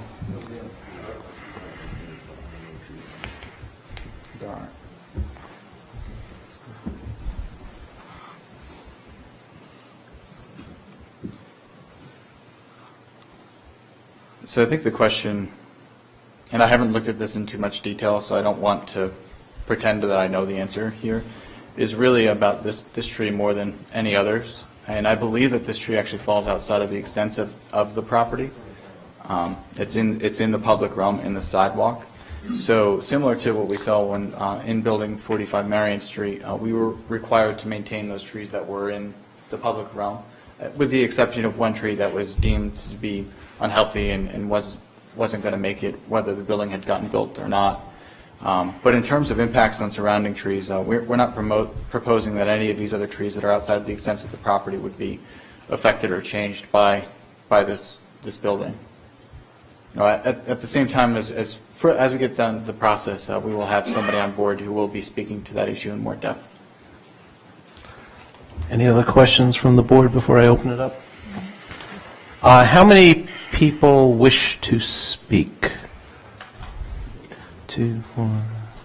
I'm seeing about 10. I'm going to suggest just come on up, line up, and let's do, 3 or 4 minutes? Three. Or we can do that's 3 minutes? Okay. No, it's just... so try to keep it to about 3 minutes.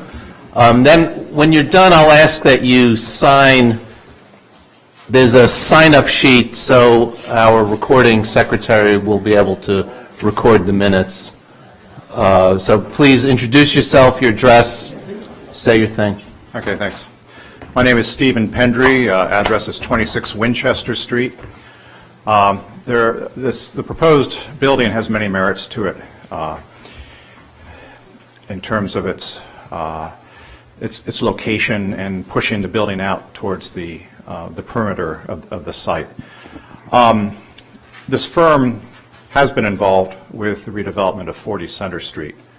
And I just want to make some comparisons with that project, that unfortunate project, which we discussed at length last night in the same room. In that case, the developer refused to scale that building down from its original 6 stories, and there remain 6 stories.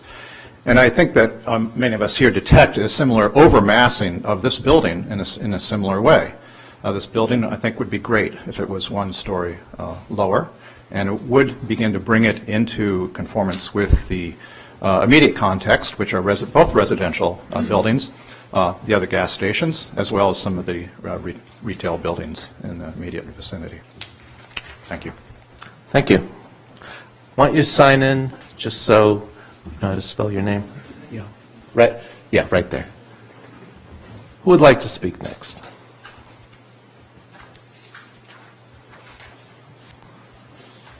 My name is Daniel Campbell, and my sister... Come up to the microphone, just... Over here? Yeah. My name is Daniel Campbell, and my sister wasn't able to attend tonight, but she did send a letter. Now, her house is right next door behind the restaurant, and if they put 4 stories on this building, we would have to keep a light in our house 24 hours a day. And I don't think it's fair. We've been living there since 1975, and it's not right for the building to be 4 stories high.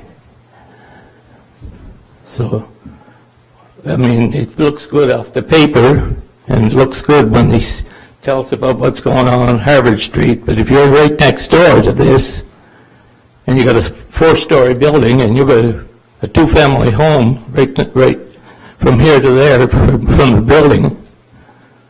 But she sent a letter, and Right, I have that here, and we will enter it in the record. Janet Eckelman is... Oh. I have the letter, I'll take it. Okay, thank you. Okay, then, that's all I got to say. Thanks. Thank you, sir.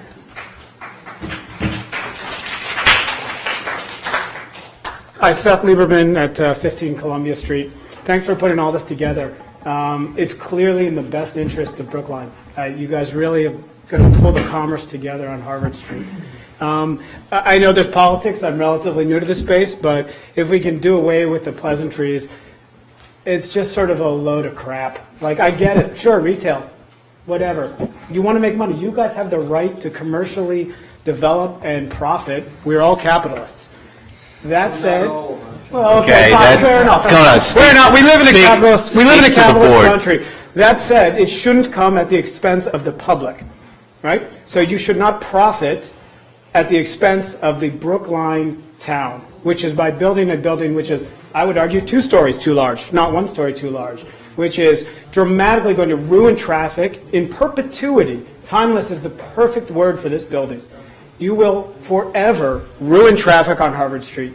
You will forever have a monstrosity that doesn't create tax revenue and does not increase the tax base of Brookline in the long run. In the short run, there will be dollars spent with Brookline. In the long run, that retail space will be empty because it's not a great space, because there isn't flow there. Those will decrease property values, and it will be a sore on Brookline. And so, of course, I respect your guys' right to profit and build something there. But this building is way out of whack with not only the moral compass of Brookline, but also everything that Brookline stands for, and I couldn't oppose it more. And speaking on behalf of Columbia Street, we will fight this project tooth and nail, and I get it, we don't have a lot of options. We will employ every single one of them. We will tie it up at every step we can, and we will continue to tie up every project thereafter. Okay, thank you, sir. Sign in.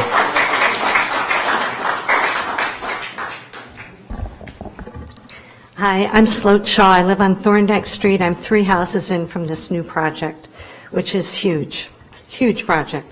I've been at 88 Thorndike since 1981, and I remember the gas station very well. And a number of times we had our basement filling up with odors from the gas station.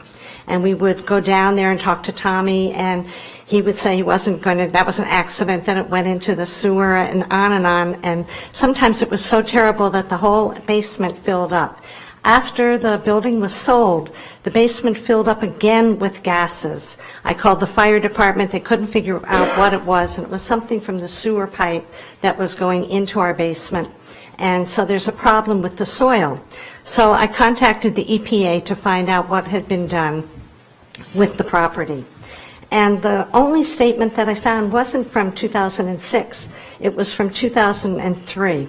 And it was the class A2 RTN3-13904. Would that be the same number as yours, maybe updated to 2006? Would you check the number, please? So with that, if that's the number, what happened in that statement is that the site was cleared for a restaurant. And the reason that the site was cleared for a restaurant was because the entire site is capped. It was dug down 3 feet, and that was deemed as far as it needed to go. And in Section 6, they said in the site assessment, the applicable soil category for the site was identified as S3 pursuant of 310, all of these things. It says the categories are determined by 3 characteristics of interaction of adults and children at the site. The categories are accessibility, frequency, and intensity. Soil impacted by oil and/or hazardous material at the site is located at depths greater than 3 feet in paved and unpaved areas of the site. Therefore, the soil is considered, quote, potentially accessible. Children are expected to be infrequent visitors to the site. So that was said that the site has limited infrequent visitors. Adult frequency is considered high because workers are expected to be on the site for 8-hour shifts. Intensity of the use of the site is considered to be low because normal activities at the site do not include activities that have the potential to disturb the soil. So that's not a clean site. That's a site with problems. Okay, so why don't you... Can you leave us a copy? Leave us a copy of that, and Yes, then we will include a copy to the state, and, you know, once they start digging, they own the cleanup. Right, and the other part about it, what they listed the different, the 10 borings that they had done and the soil presence of rich characteristics. And it seems to be in total opposition for this 2006. They didn't give me the 2006, but they looked up everything on the site. So I'll send that on. Okay, thank you. But I think it's a potential hazard. Excuse me, I'm the owner of the property. The site was... Do you go to the microphone? We're going to go to the microphone. The site was closed by EPA. Okay. And we have the record of that, and there is no question about that. I don't know where she gets the information from. Okay. Thank you. And we will have, that will have to be verified. No. Yes, ma'am. Hi, my name is Irene Segi. I'm at 41 Kula Street, and I'm here speaking on behalf of my husband, Mike Jacobs, and me. Mike couldn't make it because he has a conflict tonight.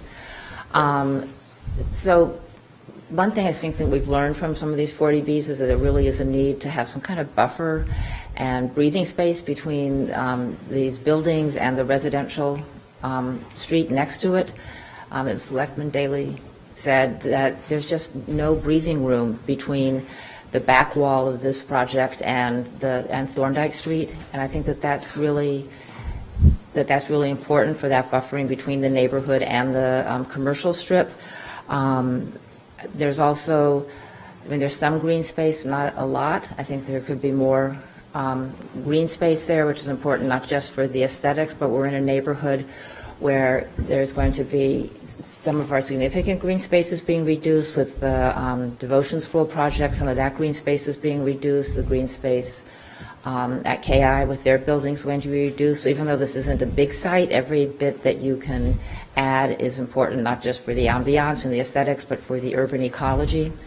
And then finally, it seems that a lot of these projects are coming in without really talking, coming in and getting input from the neighborhood in the beginning and seeing how can you meet the needs of the developer and the property owner, and also something that fits in with the neighborhood and builds support from the neighborhood, and it's in contrast to, for instance, with the way Jewish community housing for the elderly came in, and when they were developed, as you know, they're going to be doing the auditorium at KI, and they really came in and they really talked to the neighborhood ahead of time, developed a relationship, and ended up with something that the neighbors, I think, feel good about and that meets their needs. And I would like to see, we both would like to see that kind of approach taken in these projects that I appreciate sort of going to the town and trying to get town input, but it's also these are within neighborhoods, and just to try to build that relationship from the outset instead of seeing what happens. Thank you. Mr. White. George White, 143 Winchester Street, resident since 1977, town meeting member, Precinct 9. So in the spirit of Thanksgiving, that is post-Thanksgiving, I'd like to give thanks to the developers tonight, and 6 things in particular. First of all, my first thanks for making the neighborhood aware of the nature and purpose of many town agencies, from building and planning to health and legal. We've learned a lot about the limitations and the possibilities of our town government. And as the moderator said at town meeting recently, this is where democracy begins. This is where democracy begins. The people speak and our elected officials listen. Second, thanks, prior to this yet another 40B onslaught, the directors and staffs of these town agencies were just names to us and abstractions. Now we know Dan and Mike, actually very well, and Maria and Jocelyn, the chief, and especially Tom Ferris. He does the details, some of you may know. Our vocabulary was about regulations and laws was impoverished. It's increased greatly. Thanks to countless meetings and the lawyer that many of the neighbors contributed money to sort of fill us in on these things. Setbacks and massing, the differentiation between special permits and variables, just so much more about how structures are designed, well or badly, built and operated. We're thankful for learning about the health and safety implications, and we've, as they say, you know, the song goes, guys, we've only just begun. About these newer constructions, which bring their own baggage that needs to be carefully unpacked as they're inserted into older neighborhoods. Fourth, I wouldn't say that the scales have fallen from our eyes without considerable help. Town officials, town meeting members, selectmen, various experts have helped this neighborhood appreciate the fact that the intent of the law is not reflexively reflected in the application of the law. That is, the Byrne instrument referred to earlier, 40B, has really not produced so much affordable housing as long-term profit for the developers. Fifth, a year ago, Dr. White, 3 minutes of... as they say in the trade, moving right along. All right. A year ago, most of us were only residents of this environment. This is kind of a serious point. And we were passive, pretty much unaware of one another. Okay? Great thanks must be given for the fact that working together to understand and resist what's being done to us, we become active citizens who not only have been heard, but have heard and seen one another. We become neighbors. We become neighbors, and we become much more aware of what a neighborhood is, what a community is. Each making significant and different contributions in the course of critiquing these often careless and inappropriate and arrogant designs. I think, Finally, can you get to your specifics on this? Actually, this is very specific. Okay. Building a community could hardly be less specific. Come on. Thank you. Got it. Okay. Finally, given the current post-election climate, we must give thanks to the numerous developers of the last few years for preparing us, in effect, for the prospective implications of having a real estate developer as America's chief executive. Thank you. Mr. Swartz. Thank you. Chuck Swartz. I live at 69 Center Street. I'm a town meeting member from Precinct 9. And I'd like to ask you to consider not this project as it stands individually, but as it is part of Coolidge Corner. As you know, this is one of 6 developments proposed for Coolidge Corner. This cannot have an effect as an individual. It's just one of many. They're popping up like mushrooms after the rain. I'd like to ask the town to get more involved in protecting the interests and characteristics of the neighborhood. I know that very often it's said that there are 40 Bs and there's very little that can be done, but that's not entirely true. You negotiated with Hancock Village, you reached an agreement that was more acceptable to the neighborhood. I'd like you to do the same thing in Coolidge Corner. Mr. Engler said earlier that he hoped that this would be a project less antagonistic to the neighbors. There have been many projects that have been very antagonistic to the neighbors in this neighborhood.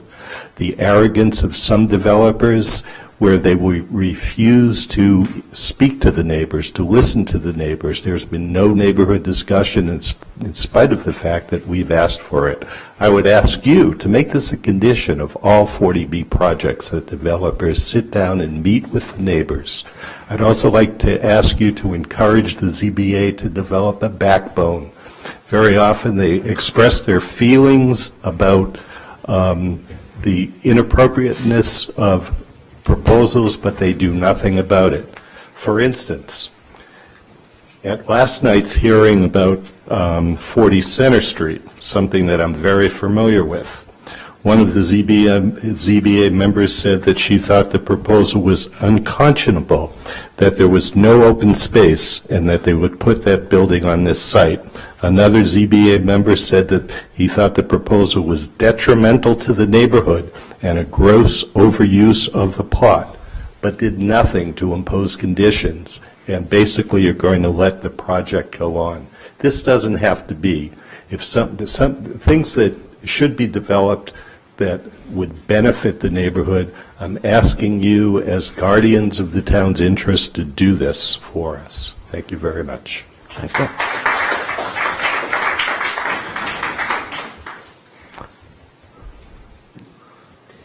Hi, my name is Steve Herskovici. I live on Thorndike Street, at 87 Thorndike Street, in the shadow of this building. I didn't know much about the project before tonight, so I came here to learn, and there were a number of things that surprised me and concerned me. Actually, I should say maybe I was first surprised about the process of how I learned about this was frankly on a Facebook page as opposed to some more public or official setting. But some of the things that surprised me in the presentation that I really would like to emphasize for you to check out would be this idea that this project would be a consistent facade along Harvard Street. My recollection, I walked down Harvard Street from Cambridge Street to Beacon Street all the time, and I think this would be the tallest building in that space from Beacon, or from the Pierce building on Beacon Street all the way down to Cambridge Street. I don't think there'd be a taller building than this one in that mile and a half stretch. And so I don't know, I'm not sure, I'm not an architect, so I don't quite understand what he means by this would be consistent with the architecture and the feeling of Harvard Street. I am concerned, although our neighbors talked about this earlier, about the height of the building, having this 46 foot cube 5 feet away, from me to the window.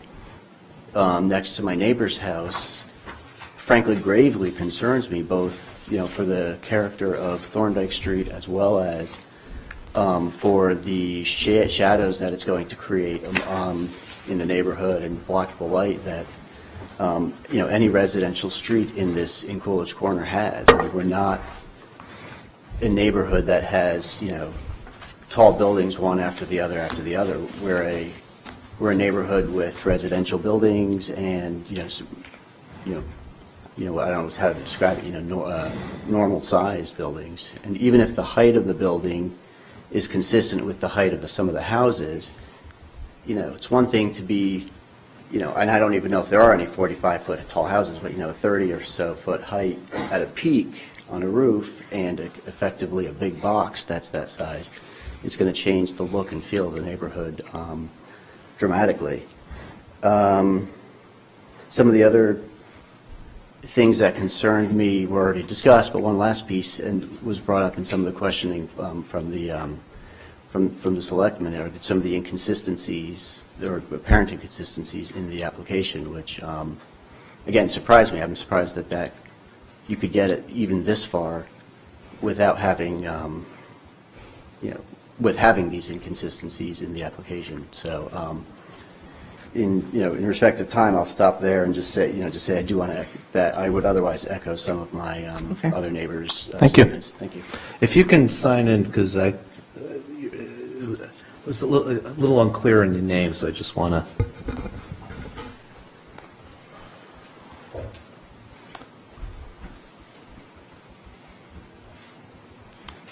Sure. My name's Stephen Alt. I live at 19 Shaler Street, and I'm opposed to this project, as I've opposed projects at 40 Center Street and 384 Harvard Street. I'm going to be very blunt because I feel that the politeness of the citizens and the residents of this neighborhood in the past has been ignored, and that we're being steamrolled. My question is, why is the town rolling over and allowing these developers and others and their indifferent architects to foist a series of ugly, oversized buildings on our community? The Dinesh's, the Robert Roths, et al. Are being permitted to change the character and fabric of our community in a way that steamrolls all the zoning principles that the town has chosen to regulate and maintain its essential nature and development. Affordable housing, yes, but not at the cost of this type of structure. We do not want to become Queens, New York, but that's the direction in which we're headed. The developers are little more than sharks in a feeding frenzy, trying to get the last morsels before the town has its 10% of affordable units required under Chapter 40B.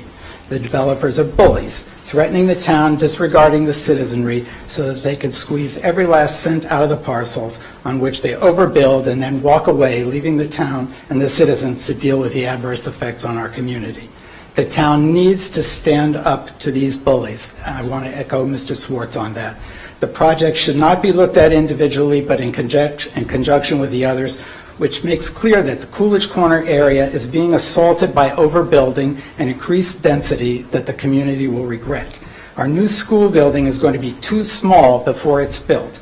Each one of these projects claims that there's no need for parking and that the tenants of the new buildings can park elsewhere, or miraculously that they, unlike other residents, will forego having personal vehicles.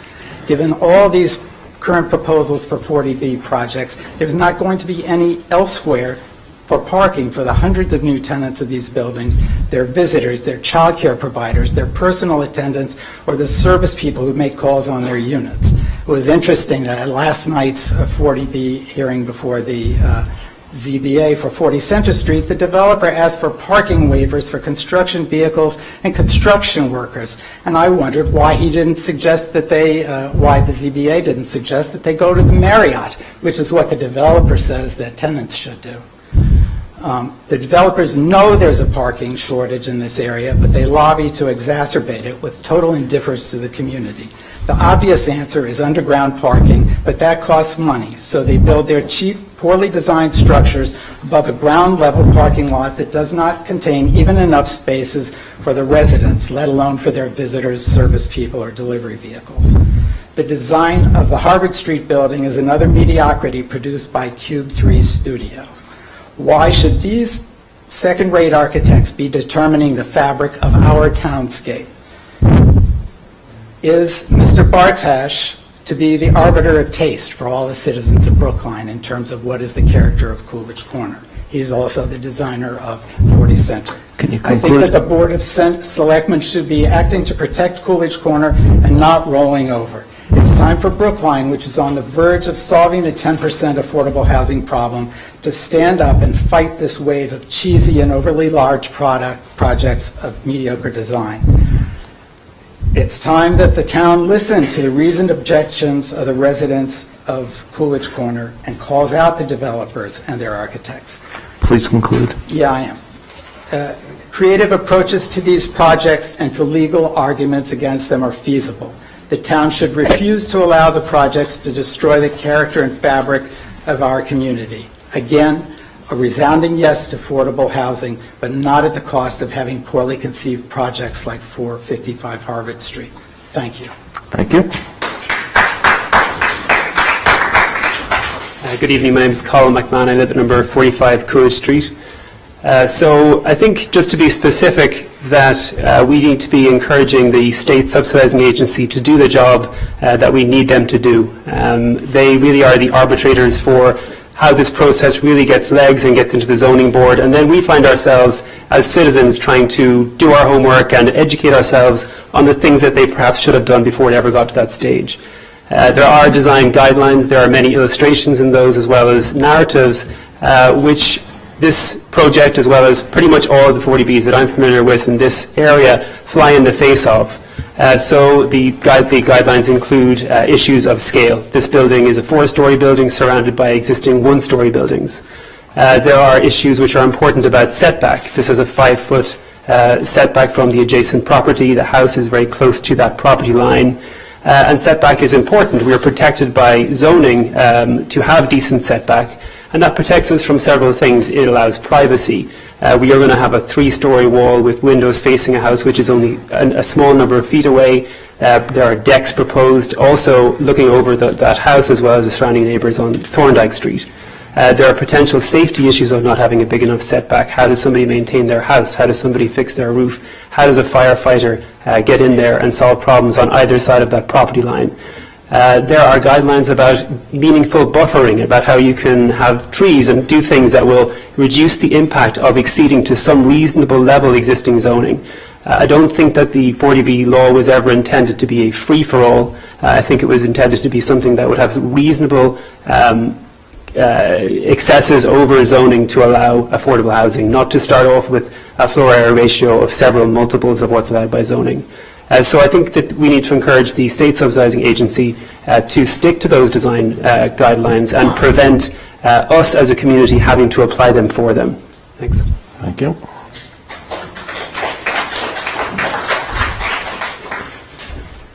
Hi, my name is Beth Cates, and I live at 105 Center Street, and I've seen you all before. Yeah, we've seen you. And I have to say, I am so tired of attending Selectmen meetings, planning board meetings, CBA meetings, because all 6 of these proposed buildings are within sight, practically, of my house. And I will say that I think that in considering this building, you also have to consider that I have seen plans for the Shimon gas station site that would be a 4-story mixed commercial building that will be built by right with curb cuts also on Thorndike Street. So you could potentially have curb cuts right opposite each other on Thorndike Street, which presents additional safety hazards. And Mr. Dinesh owns Rubens, which I'm sure will also fall to the developer's shovel.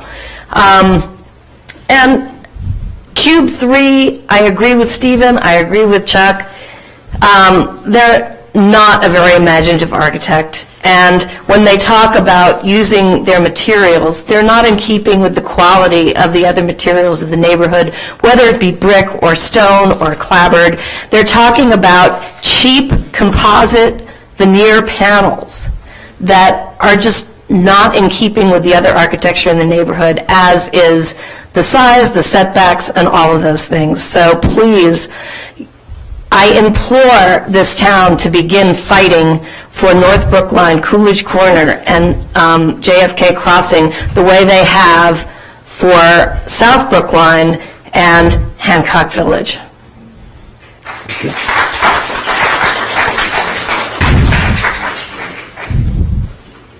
Hello, everyone. I'm Mark Rose, and I live on Thorndike Street. I live 3 doors away from this proposed development. And let me see. I'm going to talk to you while I'm kind of scrolling through this because I want to show you that there are irregularities in this proposal and misrepresentations, broad misrepresentations. Oh, here's one. The building shows a meadow next to the proposed development. Thank you for showing this, the architect Cube 3.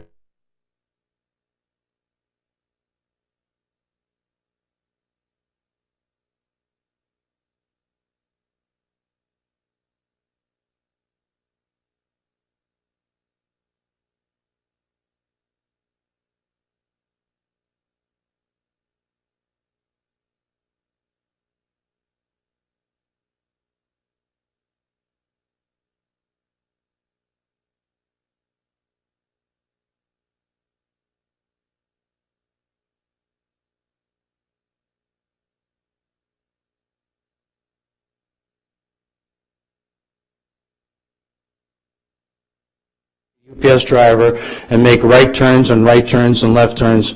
It's a very difficult intersection, and what they're proposing is only going to really make it worse. It's just really terrible. I wanted to bring up a point of fact. We spoke to a live human being on the phone at DEP, and they said that this site is not cleared for habitation for children from the best information that they could gather. Now, if Mr. Dinesh has any kind of documentation, please produce it, because we don't believe it exists. And as there are irregularities already in the application, it only questions what he has said here tonight. I did want to bring up a few other points. There was, during the presentation, some question about pedestrian traffic not being viable on Harvard Street. Let me tell you, it's like watching ants at a picnic. There's just a steady stream of pedestrians moving up and down Harvard Street, and so I have no idea what that gentleman is talking about. And they talked about needing to get rid of a fence that's on Thorndike Street. Well, that fence is actually, it kind of brings the homey touch of the houses with setbacks on Thorndike Street. It kind of borders that parking lot, and it actually makes it feel a little homier. You know, it doesn't prevent people, it doesn't bar people from anything. It kind of provides a human scale, because that fence is this big. I walk by it every day. It's about this tall, which is about 5 feet for the court stenographer who's going to transcribe this. And what they're proposing to replace that fence with, and don't forget the fence has got a parking lot, and then there's a building. So that parking lot acts as a kind of a asphalt setback. As I said, this building requires a giant setback. The architect even put it in the drawing, but it doesn't exist in reality. But what happens is they're going to replace this fence with a nice setback, even though it's an asphalt one, with a stone, wood, and glass structure with no setback, a setback as far as this. Mm-hmm. And that is not conducive to a pedestrian-friendly kind of environment. And I agree with the other residents on my street, my neighbors, who say that this is going to really, not only is it going to change the character, it's going to destroy the character of this neighborhood. And it's really unfortunate that people really need money this badly, that they're going to go and throw their own, now I understand Mr. Dinesh lives on Dean Road. Let's not get... Okay, we're not going to go there, but I'm just going to say he's a fellow citizen, and that, you know, look at, you know, this is not good behavior for neighbors. Let's talk about the project. Yes, I will. Sorry. Thank you for getting me on track. I appreciate that. And please, yes, 4 minutes, so I please also want to conclude. point out that on the design, the architect waxed prolifically about how beautiful the cornice of the building was and how it minimizes the roof line. If you'll notice, that cornice does the opposite. It sets off the roof line. It really marks it against the sky. It makes it this gigantic big thing against the sky, like, hey, look at this building. We don't want to. It's too big. The other structures, as you can see in this architectural rendering, look at the scale of the houses across the street. And this picture right here provided by the architect and the scale of this building, it's just completely outrageous. Please conclude. Okay? Yeah. Thank you. Thank you. Thank you very much. I appreciate that. I have one other point to make, and that is with the stacked parking. The City of Boston has an ordinance that prohibits it from being used after 10 p.m. So that there's a reason for that, and that's because of noise. So I would ask you to consider that as well. Thank you so much for your time.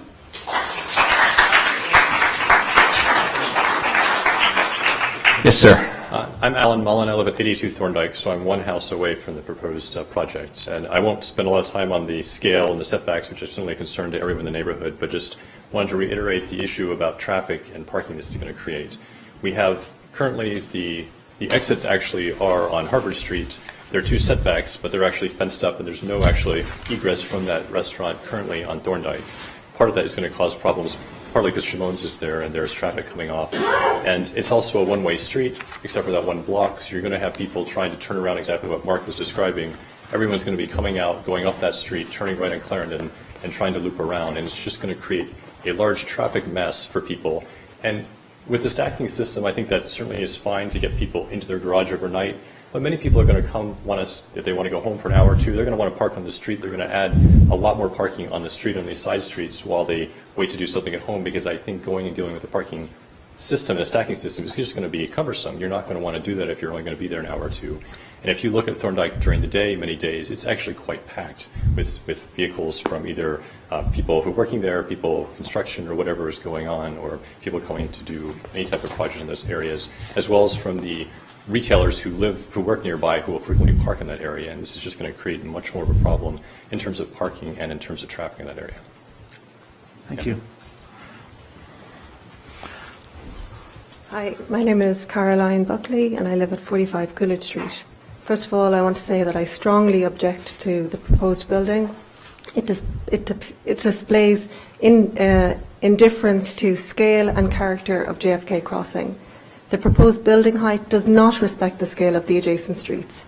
There is a predominant single-story pattern on Harvard Street. There is a 2.5-story single-family home pattern on Thorndike Street abutting the site. The scale of this proposed building is totally out of proportion to the surrounding buildings, preventing any sort of successful integration. The Chapter 40B Design Handbook clearly states that it is particularly important to consider predominant building types, setbacks and roof lines of the existing context. As proposed, this building does not consider roof lines, setbacks and the building types of the area.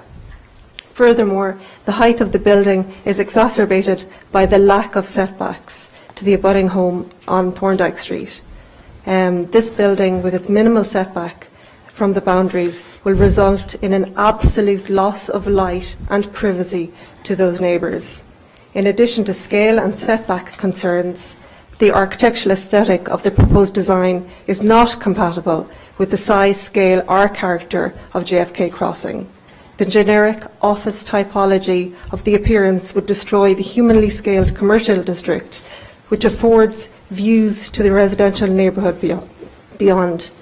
To sum up, in my opinion, the proposed development conveys a lack of understanding for the architecture of the JFK Crossing neighbourhood, a disregard for the street patterns and a deep lack of respect for the people who live at JFK Crossing.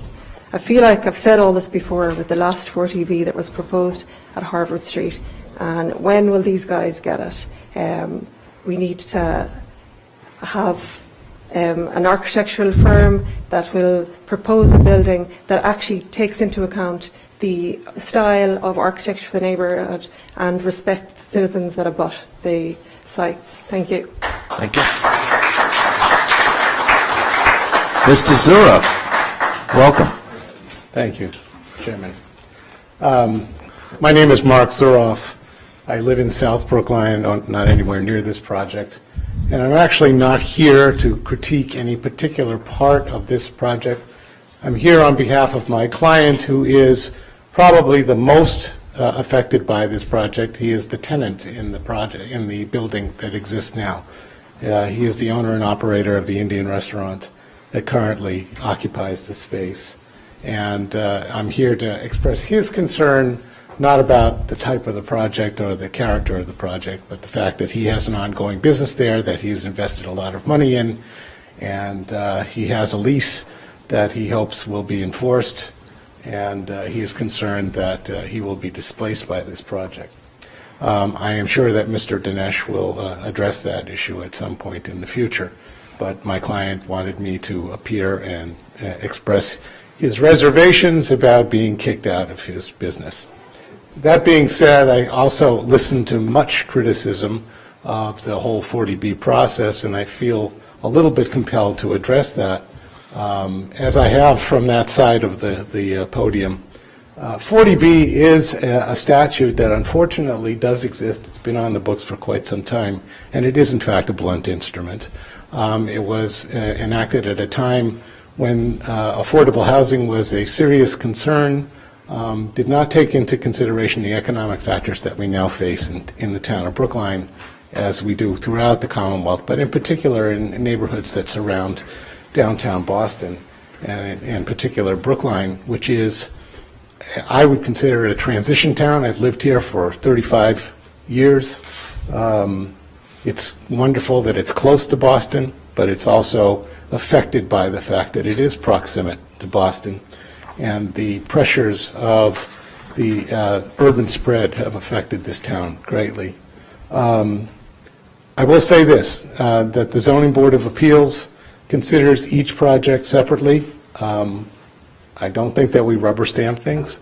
I think that we listen to the neighbors, and many of you here who have addressed the Selectmen this evening who say that you've opposed every 40B, some of that is not really genuous, because I sit on many of these.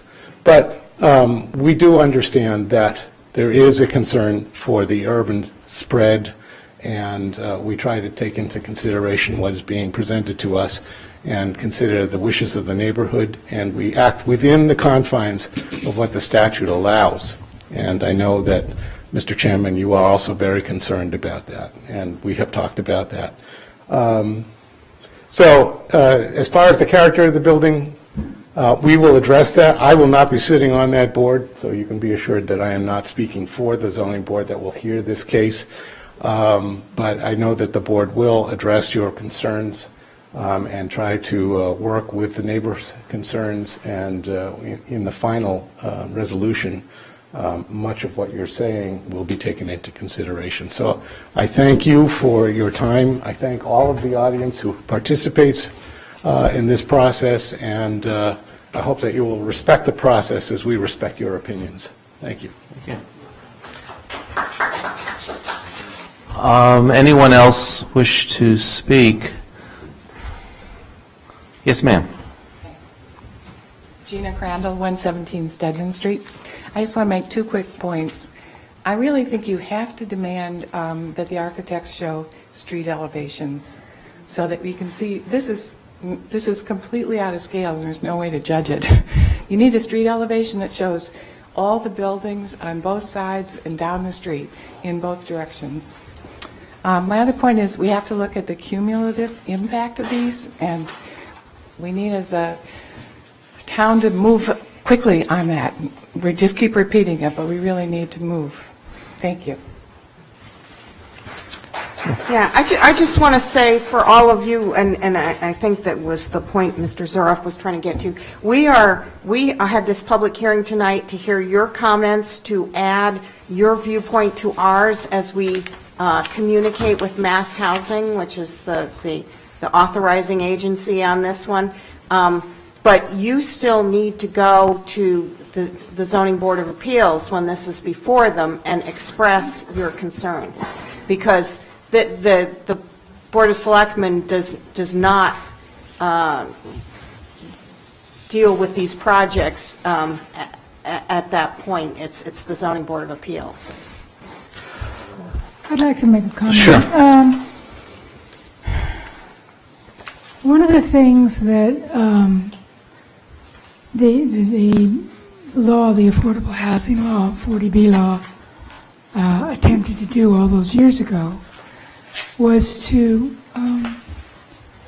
spread affordable housing out into the suburbs where there was very little.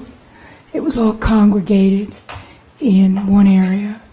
It was not in places like Newton and Wellesley and et cetera, Concord. You know, some projects have happened there, but what I feel like we're seeing now is an abundance of projects in one neighborhood. It's going back to the time when all the projects were congregated in one place. And we must, in our letter, I believe, to the state, point out that this is a very burdensome situation for the neighborhood. And it's very, very frustrating that these projects are looked at in this individual way and not as a whole, because I don't know exactly the dimensions, but in the Coolidge Corner neighborhood, we are literally being bombarded. Our density is increasing incredibly. Our school is, you're not supposed to talk about this in 40B, but that's an absurd point, because we have to be able to talk about it. In this application, the developers cited the Pierce School as being 1 mile from this project, but the Pierce School is not where these children would go. The Pierce School... It's devotion. It's devotion. That's another flaw in this application. There are many, many flaws in this application. So I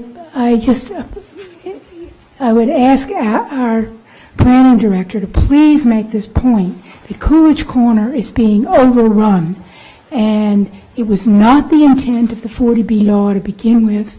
It was the intent to spread it out, to have affordable housing across the state, not congregated in one urban area, but that's not what's happening now. I wonder if we might have Ms. Steinfeld come up to the microphone so we can give her some of our thoughts on what should be in this letter. Yeah. So let me go through some of my notes, and then the other board members can chime in. So I think we need, whether mass housing at DHCD has historically allowed a holistic look at the neighborhood, I think we should comment that this is in fact necessary, because the different projects go to different agencies, and not all the agencies may be aware of what the other agencies are approving. And I would encourage you to include the list of current pending projects, and make note of the fact that we've applied to DHCD for stays and of these projects beyond the regulation, because of the number of projects, and hope that the agencies will see that our ZBA is being overrun. We're to a point where we're having trouble finding empty dates to have these hearings, and we run the risk of having constructive approvals because we just don't have the days available to have hearings. It's insane. And the fact that the regulations only allow stays after 531 units are in the pipeline, when we have these little projects. A little project takes as much ZBA time as a big project. So, you know, we need some relief. So continuing, the parking is a concern. The stackers, we definitely need some peer review of the stackers and comment on the noise. We should research the City of Boston ordinance. Someone commented that in Boston, they're not allowed to operate these after 10 o'clock. We should confirm that. I would add to that, though, that I think the total number of parking spaces is insufficient, particularly when you have, even if you're not allowing the patrons of the retail establishment to have any off-street parking, you've got people working there that you don't want taking up the parking meters all day. So I think that, I think the number of parking spaces is insufficient for the residents of the building, but particularly when you consider that there's going to be a retail component there, and that puts further pressure on the neighborhood. We should comment on the massing in relation to existing structures and the setbacks, especially on the Thorndike side.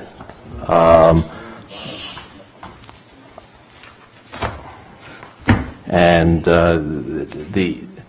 especially on with the abutter on Thorndike, it seems it's very close, and with windows looming into the structure. One of our standard items is shadow studies, so make sure we have that. I was struck too by the inaccurate street elevation showing the meadow, so I think we should ask for accurate street elevations.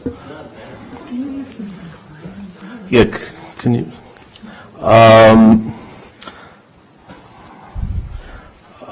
We should ask that the developer make good on its statement that in the application that they will go have those extra meetings with neighbors, or however the application put it.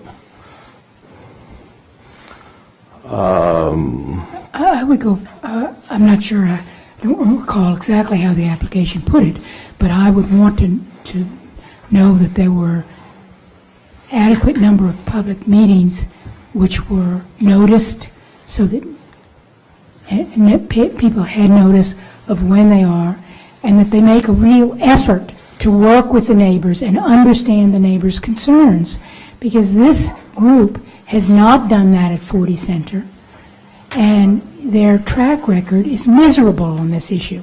So this is really an important point. I should, on behalf of the developer, indicate that this is a different development team than 40 Center. I'm not saying, I don't know, I know the owners are not the same. You know, I understand that the town and the neighborhood have a lot of frustration with the things that Mr. Roth did on 40 Center Street, where he put 6 stories, didn't listen to the neighbors, and just stuffed it down everyone's throat and said, take it or leave it. That's me. You know, me and my team, my brother and my dad, when we bought 45 Marion Street, we bought a project that was zoned and approved for 11 stories, 12 stories, and over 80 units, all 3 and 4 bedrooms. Me, my father, and my brother sat with the town of Brookline, not only the building department, not only the school department, not only the whole town, neighbors, everyone, and we reduced the 12 stories to 6 stories, which was unheard of. We had people in the meeting coming up to us and thanking us and saying, you guys are great people, thank you for so much for doing it. The school committee came and gave us hugs and said, thank you so much, you saved our schools. Okay? Now, you think it's funny? They did. Ask Helen. It's the truth. Okay. It's an absurd claim. Let me finish. No. The last thing I want to say is this. There are other developers every single day, no, I shouldn't say every single day, once a week, with their broker or someone else who contacts us and says, we want to buy this land and we want to build a 6-story building here. And what we did here is we met with the town and we tried to build a building that was under anything that any other developer would possibly build. And we're put in the same category as Bob Roth. Is not fair. That's all I have to say. Let me apologize for not, I don't want to put you in the same category as he, but you do have the same consultants. That's my point. And if you want to have a dialogue with the neighborhood, you must do that. You must notice, and you must have adequate public meetings, and you must listen to what they're saying. They're saying that you're building a building that's only a few feet from the nearest house. It's looming over that house. It is not fair to those residents of that house to have that building so close. In fact, I'm wondering whether the fire chief is going to have something to say about that. He usually wants at least 6 feet, so, from the property line. So, I'm just begging you, please, to have these conversations with the neighbors and do the right thing.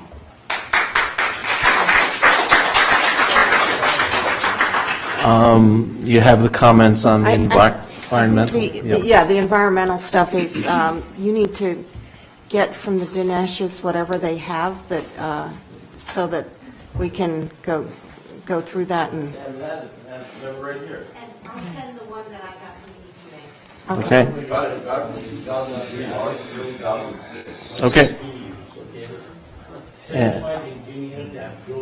Okay. Okay. We're just asking for you to produce the whatever you've got, okay? And so we've commented on massing scale, loss of parking. There's an ongoing business with a lease on the site. And I think those are the substantive comments. Anything else? I think some of the inaccuracies that we highlighted earlier, like the parking revenue, that sort of thing, also needs to be clarified. Yep.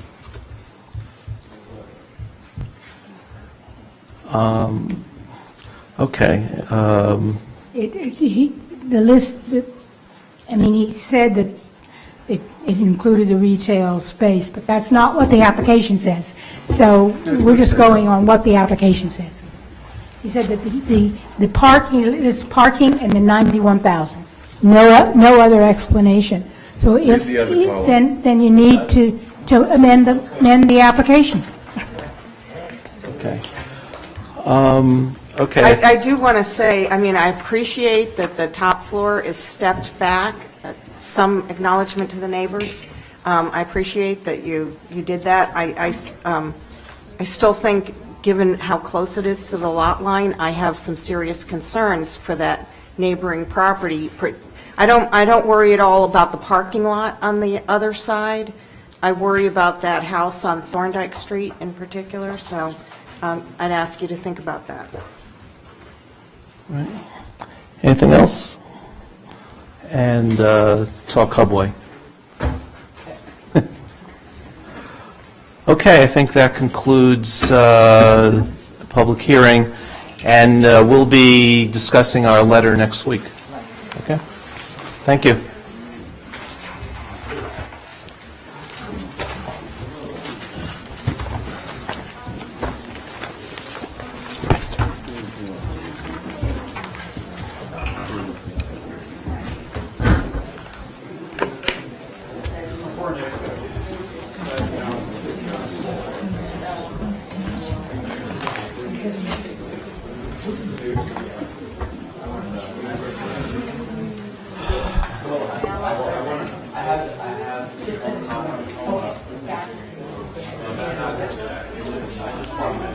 We still have business, so I'd ask that you kind of clear out if you're leaving.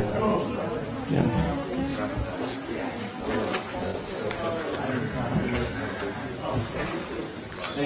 Sure. Good night. Good night.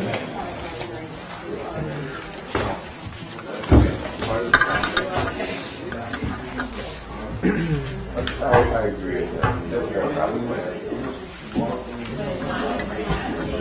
Good night.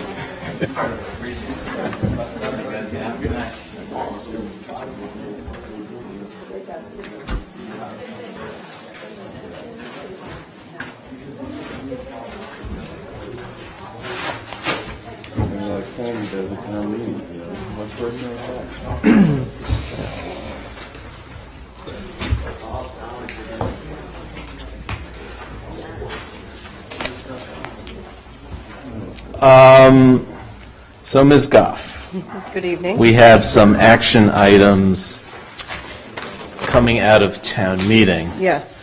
So why don't you help Believe it, we're guide already us? talking about town meeting. So there were a number of follow-up items coming out of the, some of the articles.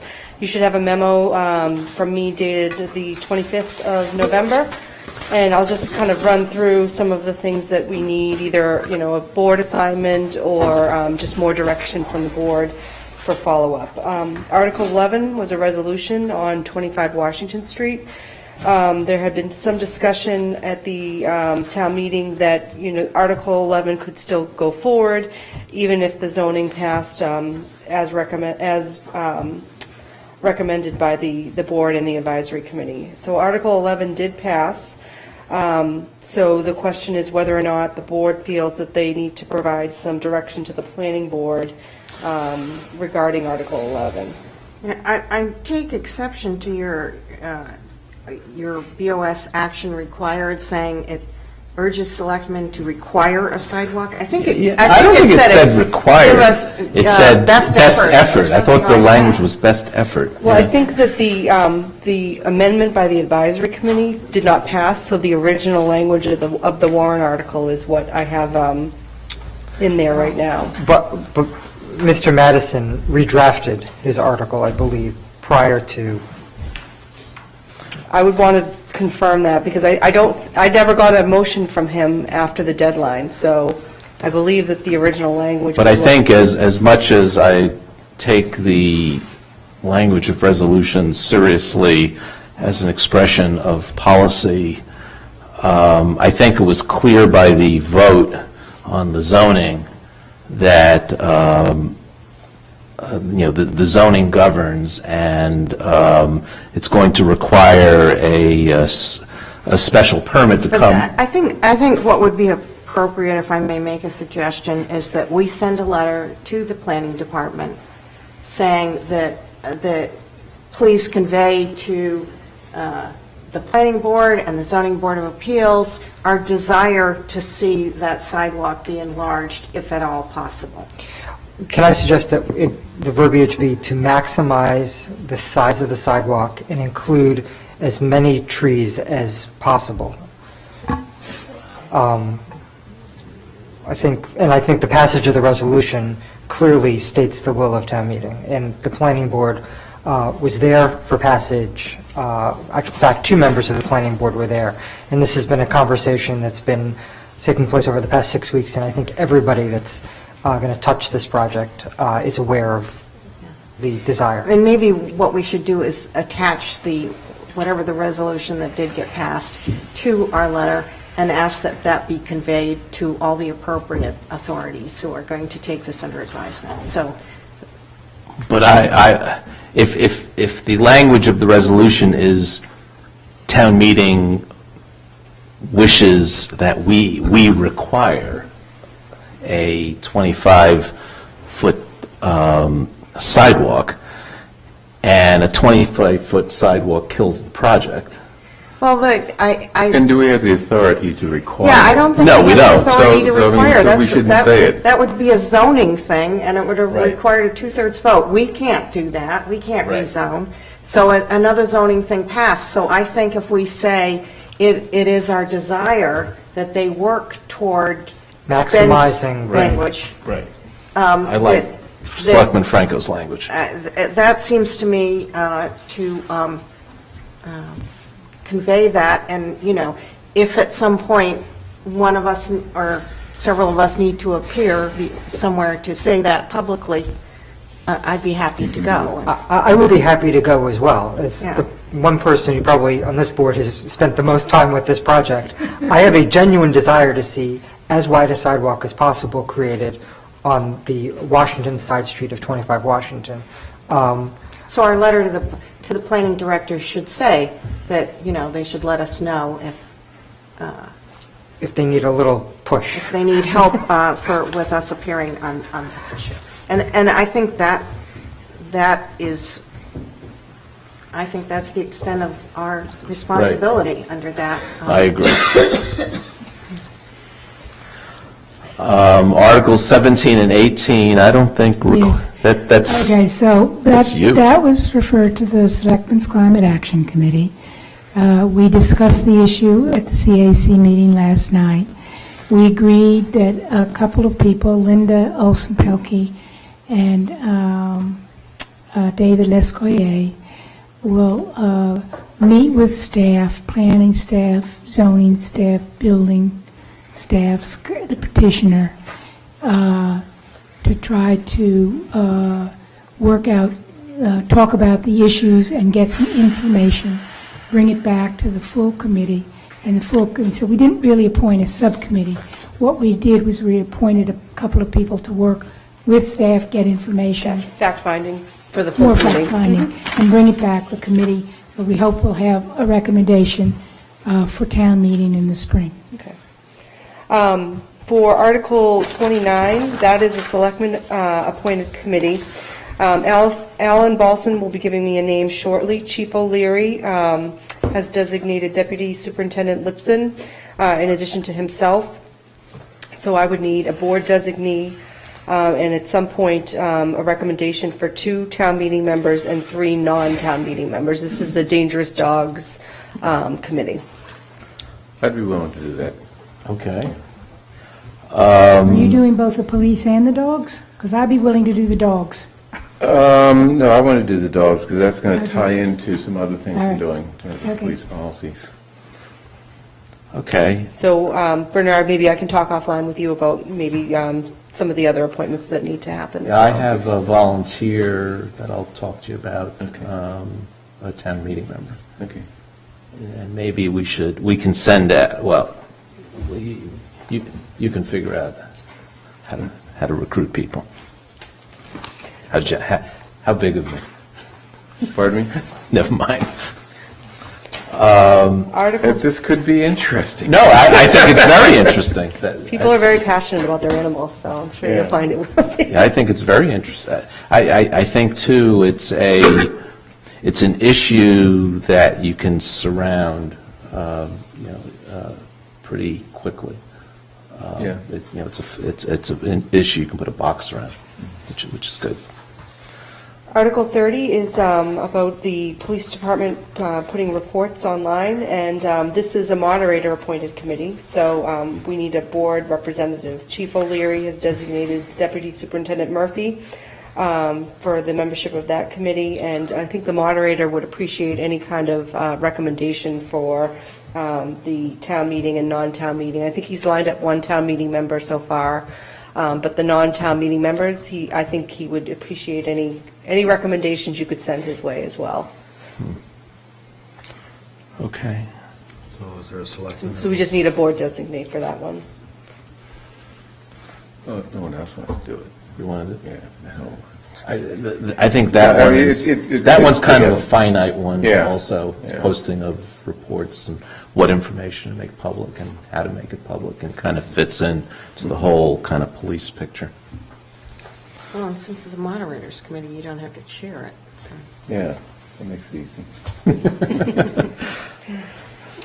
For Article 33, this is the Senior Tax Exploration Committee. I think we would need a board designee, and a charge and membership also would be something we would also need to work on as well.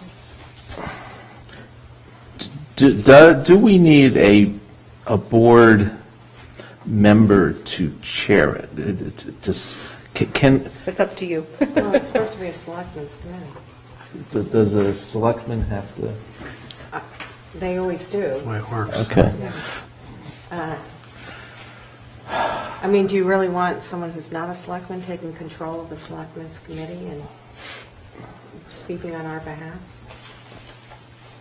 Okay. I'm just worried about the volunteer cycles of the board members. Yeah, no, I know, because I'm trying to figure out how. So the next one. Well, let's finish this. Just- I have. I'm just bringing it up because I can probably do one. I can't do both. So I would suggest, if you're willing to do one of these, I'd suggest Article 34. Okay. This one has a shorter time frame for deliverables as well. 34? though. This 33. 33. You have to convene by February and be done by August. I actually have 2 volunteers already for that one. The senior tax relief? Yeah. Mm. And then I'm sure the petitioner will want to participate. But isn't this one really This is a technical very, one. very staff heavy in the sense that we have information from the staff? Right, and we're very legally constricted on what we can offer. So it would be a matter of doing a survey of, what our... I think one of the things she's interested in is we have our tax deferral program, but our interest rate is pretty high, so, maybe bringing down the interest rate because people use it in Newton, they don't seem to use it much here. I did keep pointing out to her that if you help one group with their taxes, you're putting it on other groups, so you have to be careful how much you're shifting because, young families don't want their taxes to go up too much. Right, it's a zero-sum game. Yeah. The amount of taxes we're talking about is relatively small. Well, it depends how you define the group. And, she was saying, I think she was saying low to moderate income senior. Depends how you define the group. There's a lot of seniors in town. And so if you included, made that a big group, the amount of taxes you could be forcing other people to pay to help that group, I thought the idea was to help lower income seniors. Yes, really so need it, I'm just saying you've got to be, I think one of the things you have to work on is, or whoever gets on this has to work on is how you define the lower income seniors. So it's a, reasonably sized group so that other people are not having to absorb too much. Maybe I'll do it. Might be a good one for Franco. I'm thinking it's my turn. Okay. So am I. I wasn't saying anything. Sending you vibes. Okay, we have a volunteer. And then the last one, this is a big one. This is the Kent Street. I think that there's some other kind of planning efforts underway that this study may need to be influenced by, like the strategic asset plan and the housing production plan. And I know during the town meeting debate, there was discussion about prioritizing this within the planning department's current workload as well. Yeah, there has been some discussion about whether HAB should take the lead here or what, but I do think, and particularly since we heard from some of the neighbors tonight and, that maybe a regular selectmen's committee where we're careful about publicly noticing those meetings and putting some neighbors on the committee and making sure everyone gets a chance to be heard might be a way to go. I think the time frame of the proponents of Article 34 is perhaps not realistic. They were talking about putting out an RFP like this winter. Yeah. That doesn't sound especially doable. Maybe I'm wrong, but given that we don't do these on a regular basis, I don't believe it's not going to be an easy task to put out a competent RFR. Well, I think the first step is to get the committee formed and get membership. And I happen to agree with the comments of Ms. Linder that direct abutters should be represented. I think that's been the practice whenever we do a committee looking at a zoning change or a use change. The Davis Path Committee was pointed out as one that included local representation. The committee I just chaired about River Road had a number of local residents. So I think we should just start with getting a group together and then figure out what's required. Right, and then they come up with the work plan. Right. I don't want to sit here and say that the January, or the winter, I should say, deadline is unrealistic when I don't have a full appreciation for all the steps that are required. Well, I mean, I'm willing to take it on. I'm just getting Baldwin launched, and that could be, we've got a lot of traffic issues to talk about there, and that could be kind of time-consuming, and I have a whole lot of other committees. But You do. I will give this a stab. Okay. So I guess, think about membership. And I have some names of folks who have volunteered that I can give you. Okay. These are neighbors, so I don't have, and I'm sure, Roger Blood and Yes, I know Roger wants to be involved, and I believe Ken Goldstein and Right, and Henry. Winkleman still want to be involved. Yeah. And they had also lined up Henry Nutt.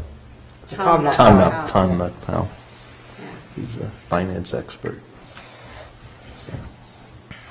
So, but we can, whether he's a consultant or not, Yeah, I'm not sure, because I think he's gotten on the board of BIC, and they may actually want to potentially be the developer, so I'm not sure it's appropriate for him to be on this committee. Okay. But I'll have to check into that. Yeah. Okay, so what I didn't want to happen is what happened after the Springtown meeting. We didn't really start thinking until after the summer about the action items, and I think that's kind of bitten us in the you-know-what.